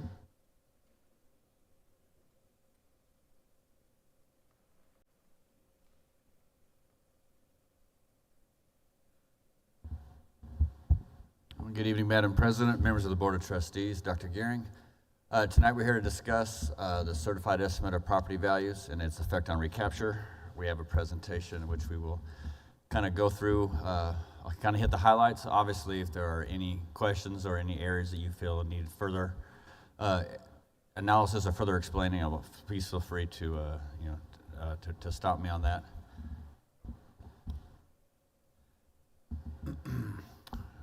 All right, we got our certified preliminary values in both Travis and Williamson counties. Between the two, the combined total increase of 7.46%. If you recall from the assumption when we began this process about 4 or 5 months ago, we estimated 7%, so right on target. The green neon line there shows the change in local value, and then the blue line changes the change in revenue per DA. What we wanted to do is just kind of show or emphasize that although the values increase, sometimes drastically, it doesn't necessarily correlate to mean that the revenue per average daily attendance increases at the same percentage or the same rate. Our state funding formula of our level revenue, going back to 2015-16, you can see what the revenue per ADA in the blue line has gone up as we had the Vader in 22-23. That was the big jump from 84.36 to 93.09, and then after that it's a little bit of increase, and that is only due to the increase in the gold penny yield, which is getting smaller and smaller, and then it went up about $3 this year, and then the next 2 years there is not in current law any growth increase in the gold penny. The state aid revenue you can see has kind of fluctuated while the net M&O tax revenue has gone up, and that is in line with the property value increases. Our property value and tax rate compression, if you look back going to 06-07, total tax rate was $1.64. This current year, we are proposing $1.0869. It's about a 28% decrease going back. That is due to 2 major school funding overhauls in that time back in 06-07 and as well as 2019. So just show you that the district has done its best with maximizing the state revenues and still keeping the tax rate as low as possible without penalizing ourselves both on the local and the state funding side.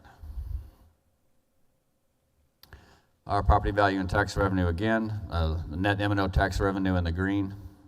You can see at the tax rate how it has gone up, the revenue has gone up, and that was the big part of that was steady until the Vader was a little bit larger.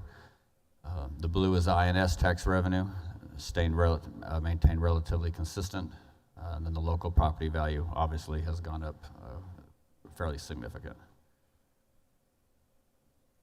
The average home in Leander ISDs, you go back to 13-14, the blue is the average market value, and then the yellow is the average taxable value.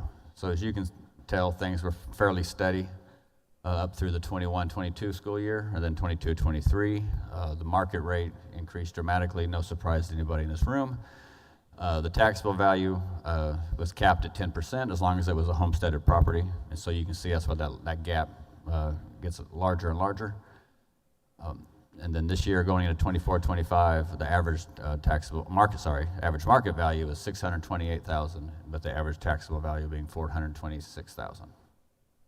And a lot of that big increase is the increase in the homestead exemption from $40,000 to $100,000, as well as just the market adjustments and market factors. You can even tell the market rate actually decreased, but the tax decreased just a little bit. Trying to speed it up, do two at a time, but wasn't quite what I intended. So recapture projections. If you look at 2022-23, we had a $46.5 million recapture payment. That was the year we had the 27% increase in property value growth. Looking ahead here at 24-25, we're looking at $11.4 million in recapture. And the reason the decrease in recapture is due to Senate Bill 2, which was passed last summer, which compressed the local taxes. So the local taxes are less because the M&O went down 15.9 cents last year, and then the state funding increased just to match that decrease in the local tax collection. So for a district such as ourselves, less taxes coming in from local taxpayers means that we pay less to the state in a recapture. If you look at our recapture and compare it to our revenue per ADA, when we are 22-23, we had the large recapture payment, and our revenue per ADA was a little over $9,300. As each of the last 23-24, the recapture went down. We were able to see a revenue per ADA a little bit larger, but that was again due to the gold penny yield increase. Was not due. That was current law. Wasn't due to any new statutes or new school funding with the state legislature from the last session. And then looking forward to 24-25, a minimal gold penny yield increase. So we're going from 96.81 to 96.95.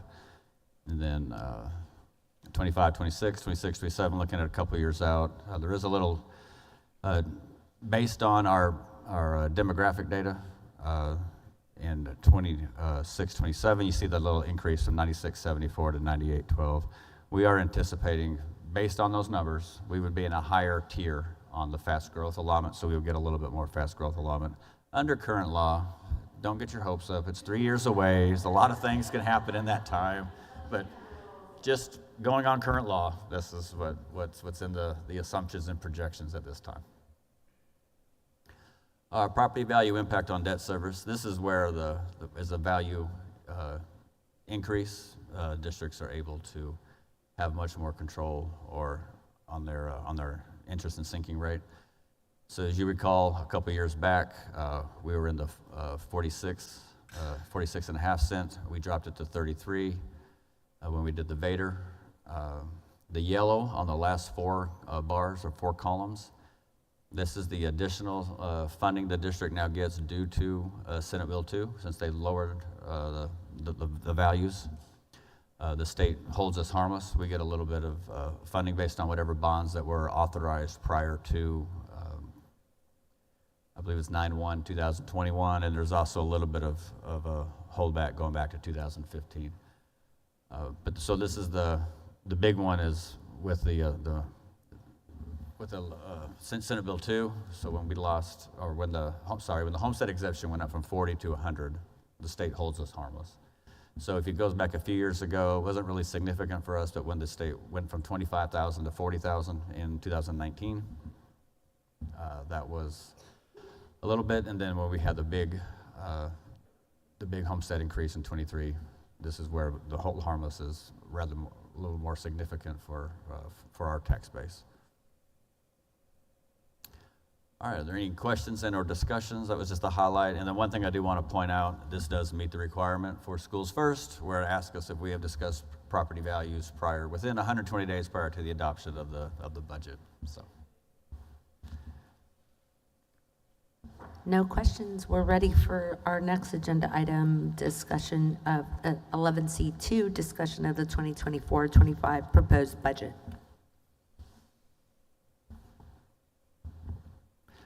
All right, Madam President, Board of Trustees, Dr. Gehring, I know this is new. We really haven't talked about the budget at all in the last 6 months, but this is kind of to the recap here. So again, this is a fairly lengthy presentation, so I'm going to really just kind of go hit the highlights. There are a couple of slides I will spend a little bit of time on if it's a change in assumption that we want to discuss about, or anything of significance. But as always, if there's ever any question where we're going through something you would like me to stop or further explain, please feel free to do so. So just real quick, we'll look back at 23-24. Again, to get us here, how we got here, there wasn't any new funding. We did not do the major maintenance piece. This is our last year for ESSER, so we're closing out ESSER. Our goal is June 30th. We could go to September, but we wanted to get 23-24 and just get those reports done. We did have a 4% increase in pay for the 23-24. We did have startup costs for the police department as a budget amendment. That has kind of been laid back, so that has actually been pushed to the 24-25 budget, and that's in a slide coming up as well. And then obviously we have the high school elementary number 30. Death by 1,001 cuts.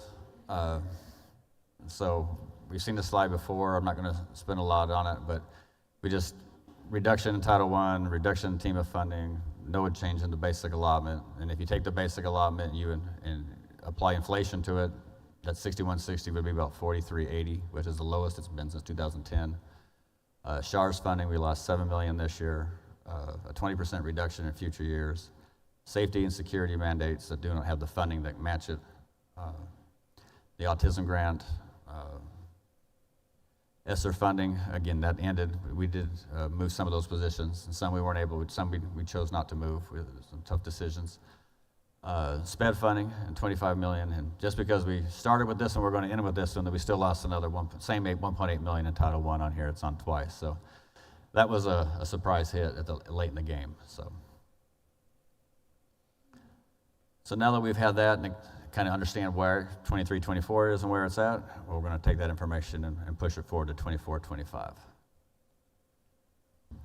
And so as I previously stated, on the previous agenda item, we had a 7.46% increase in our value growth. We had assumption of 7. The MCR rate, because our growth was 7.46, we're at the floor, we're the lowest that it can be, which would be 0.6169 as our MCR, the compressed rate, and then the total M&O tax rate with our 8 gold pennies, 6 copper pennies would be 0.7569. Budgeting the state aid is 42,597. Later on in the presentation, we have 43,316, and that is the 43,316. There's 1,230 pre-K students in that number, so 615 you subtract from that. 67 students for the ELE and ESL addition, and another 37 students of pre-K expansion. Ties those two numbers together. One thing we did get was Senate Bill 2. We were one of the few districts, or not few, but we were one of the districts that Senate Bill 2 actually took us out of Tier 1 recapture. And so the state came back, had some clarification, because for districts like us, we didn't see the full benefit of it, because once we got out of recapture, then it kind of ended. So then they said, well, hey, if it reduced your recapture, then if that wasn't 0, it would have kept going. So then we got a net increase of $8 million on that. So that was in our budget and in our revenues as well. So that was unexpected and pleasant. We appreciate that the state able to apply those formulas consistently, not just to districts that weren't taken out of recapture. So the general fund revenues overview, just real quick. 23-24, we had a little over $427 million in budgeted revenues. 24-25, we're looking at $435 and just under $500,000 in revenues. You have almost a little over $10 million increase in local, and that is because of our property value increase. We have a $2 million increase in the recapture payment, and then we lose $5 million in state funding because of local funding. So as a net result, that basically explains how we came up with those two numbers. Our general fund expenditure overview, again, 43,316 is the gross number. Then by the time you take out the half the pre-Ks, et cetera, that gets us down to the 42,597. One thing I do want to bring to your attention, throughout the budget process and all the assumption, we have budgeted payroll at 98%. When we looked at the data, when the board, the last meeting, approved a 2.5% compensation increase, we went back and looked and said, hey, there are some positions on our list that we wanted to see if we could squeeze in there, and so we wanted to look at what monies we had available. But when we looked at the last couple of years, we've been about 94.5% to 95% of payroll. Now, I know we've had some vacancies, a little more than normal in the last couple of years. And so when we ran the numbers, we felt very comfortable that we could drop that down to 97.5%. And then that would still give us some flexibility with some positions and still be able to do the 2.5% compensation increase and still be in a good position. So I just wanted to point that out because that is different. We do expect at the June 27th meeting that we will bring an updated assumption list and have that on the agenda prior to the adoption of the 24-25 budget.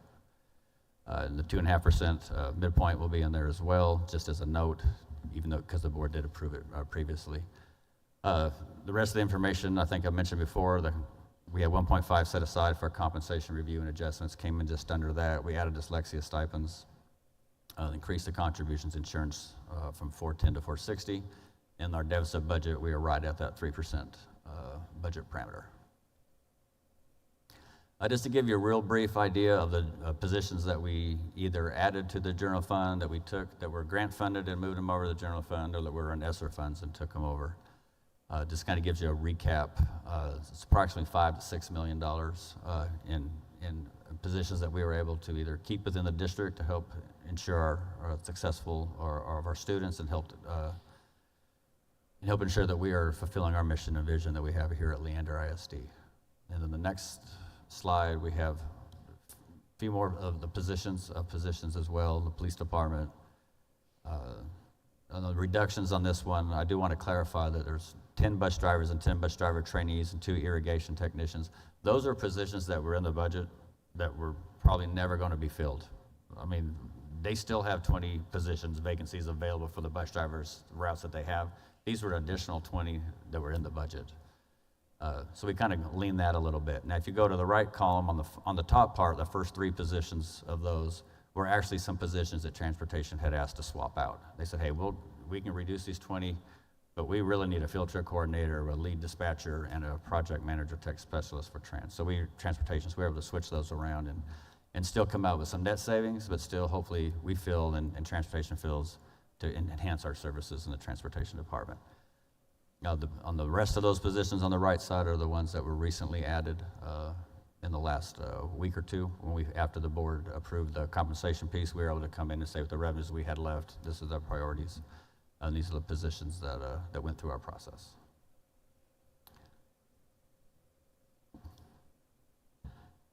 Just a real quick overview of the expenditures.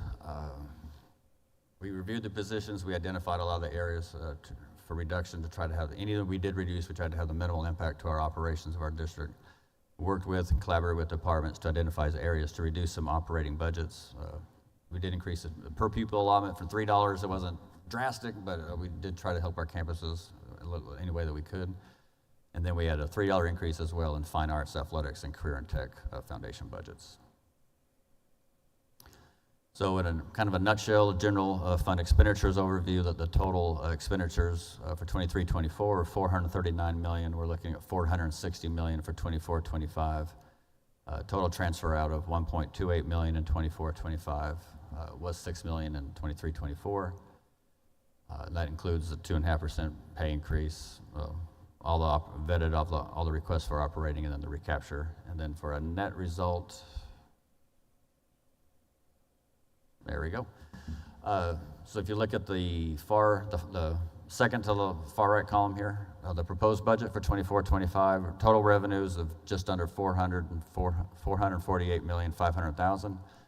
Operating expenditures of $460,362,000 for a net operating expenditures over a revenue of $11.8 million. We have $1.2 million transfer out for a total of $13.092 million expenditures over the revenues, and our 3% of our threshold, which is right at $13.1 million.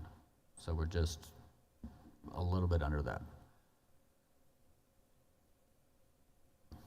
Projections for 25, 26, and 26, 27, we have it very conservative at this point in time. There's a lot that's going to happen between now and then, but 4 and 3%. The gold penny yield is at 129.52. That's what it is this year, and there's current law, there's no changes. We did build a 2%, model a 2% midpoint pay increase for all staff. The long-term view continues to show deficit budgets. This is pretty standard when anytime you look 2 or 3 years out in a school district when you know there's 1 or 2 sessions in there. So this kind of follows that trend. There were hopes, there were talks, they were quickly dashed about a legislative or special session early on in the process. It's not going to happen. There was a request about 3 or 4 weeks ago for another one. That's not going to happen. So unfortunately, I can probably say the financial impact is known. There is none. I mean, there is no, but that's kind of where that's fallen, and we'll see what happens in the next session in January of 2025. So looking at our 3-year projections, our deficit for 25, 26, based on current law, and it's about 14.2 million over our 3% threshold, and then 26, 27. This looks, is that 10? Okay, I was like almost 11 million over our 3% threshold, which looks interesting, and I want to check on that because our revenue does not go up that much that year. But based on that information, again, we have a legislative session in January, so I don't put a lot of stock in 2 and 3 years out, but just modeling it so we're aware of what it looks like going forward. Our debt service budget, as we call, we have 31.2 million in our last bond sale of 2017 authorization, 20.7 million in the 21, and then 225.2 million of the 2023 authorization. Our next bond sale we are looking at going to be the spring, potential summer of 2025. Just depends on the cash flow balance of our first bond sale. We do have we have a small refunding that I really don't feel it's in our best interest to do on its own. We can do it combine it with the bond sale. Next August of 2025, which we can do these back 90 days prior, so starting in May of 2025 is when we have the very large and significant last refunding of the CAB debt. And so if we do not need to do a bond sale, we can wait till May. We will combine all 3 of those transactions together. If not, we will sell bonds before then, but we will also combine the small refunding at that time and then do the other additional ones sometime in May to August. The refunding that will get us back to the board's goal of less than 25% of debt being in the CAB debt. So looking at our debt service, keeping it at the same rate, 33 cents. Total revenue is 161, just under 161.5 million. Total expenditures of 161.5 million. Of that, we have a $20.278 million. If we do not have a bond sale, we will come to the board in January and we will do a defease $20.278 million. We'll pay debt off early. If we have a bond sale, that will go towards the bond payment if it's due within that year. And we'll get with Blake at PFM, and when we structure that, make sure that we do it the correct way. But just in case we do have a bond sale later and we don't have a sale in that fiscal year, we will use those funds to defease debt. Now, our child nutrition services budget, real quick. Continuing our partnership with Southwest Food Service Excellence, and then we still have the Texas Department of Agriculture, or TDA, fund balance spend down continues. So you'll notice when you look at this fund in the 24-25 proposed budget, it's showing a deficit budget, 14.455 million in revenue, 15.772 in expenditures. If you go one line above that expenditure line, 2.432 million of that is the spend down to the fund balance. So if you were to take that out, the fund would actually have revenues exceeding expenditures. So we are still trying to spend down the fund balance in our approved plan with Texas Department of Agriculture. So we're showing the fund as it adopted as a negative 1.3 million, but really in reality it's 1.1 million. Revenues exceed expenditures by 1.1 million. But since we have the spend down of the fund balance of 2.4, that puts us in that position. So Although it looks as a deficit, it is, but in reality, it's actually pretty solid. We're in a good place. We just have a high fund balance, so we have to spend some of that down.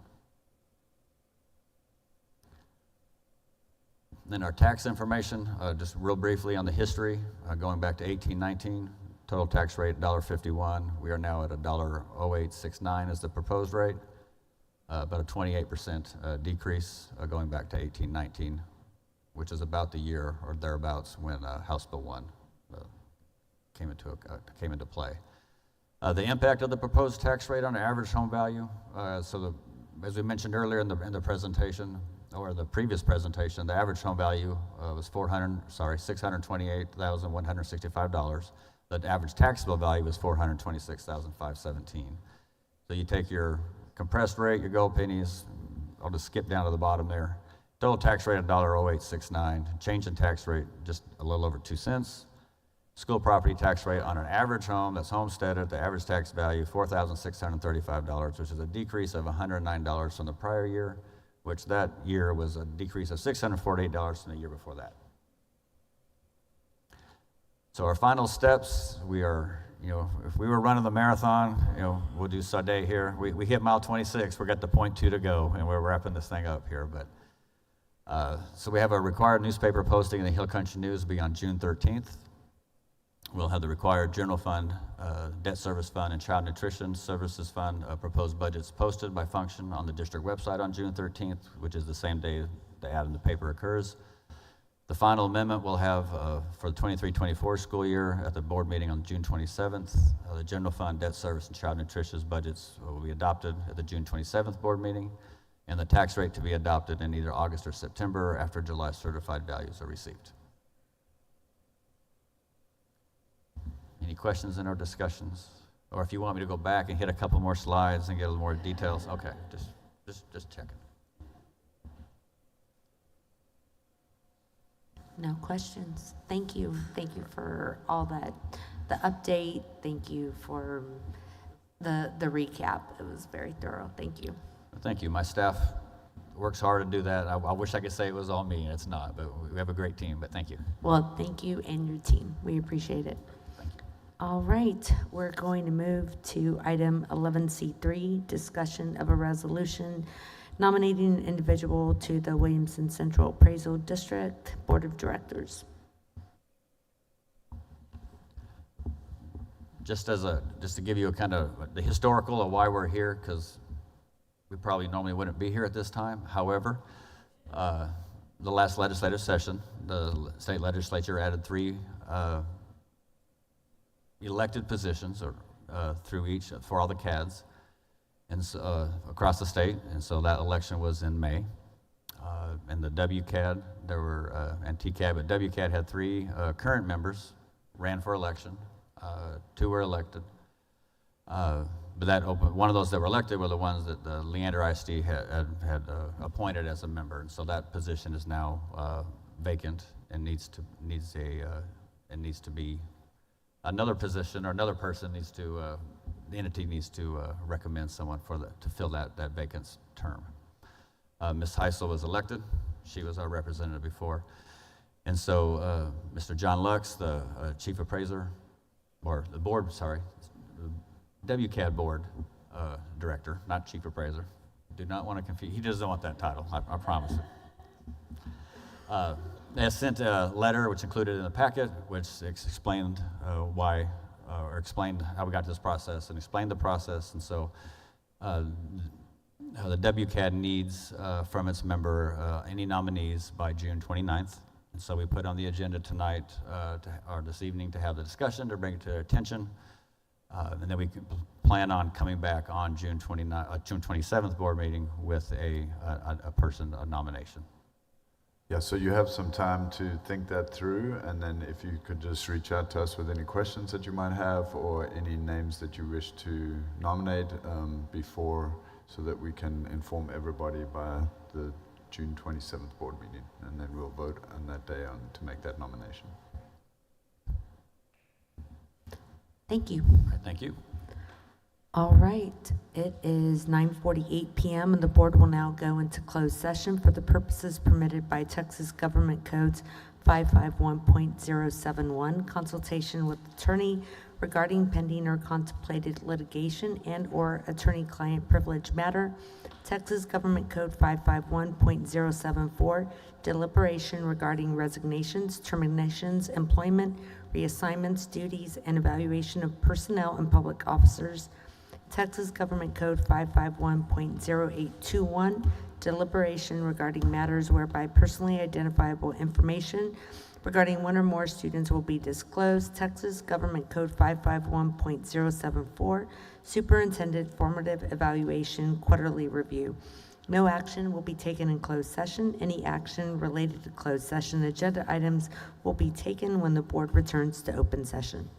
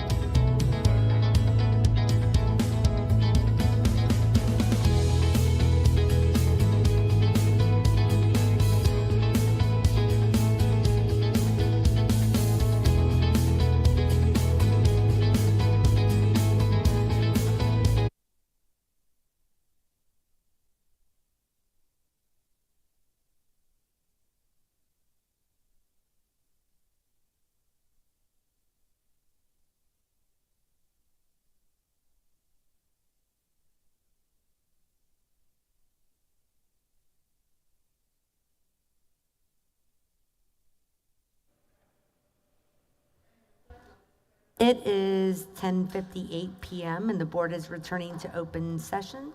There are no motions related to closed session, so this meeting is adjourned.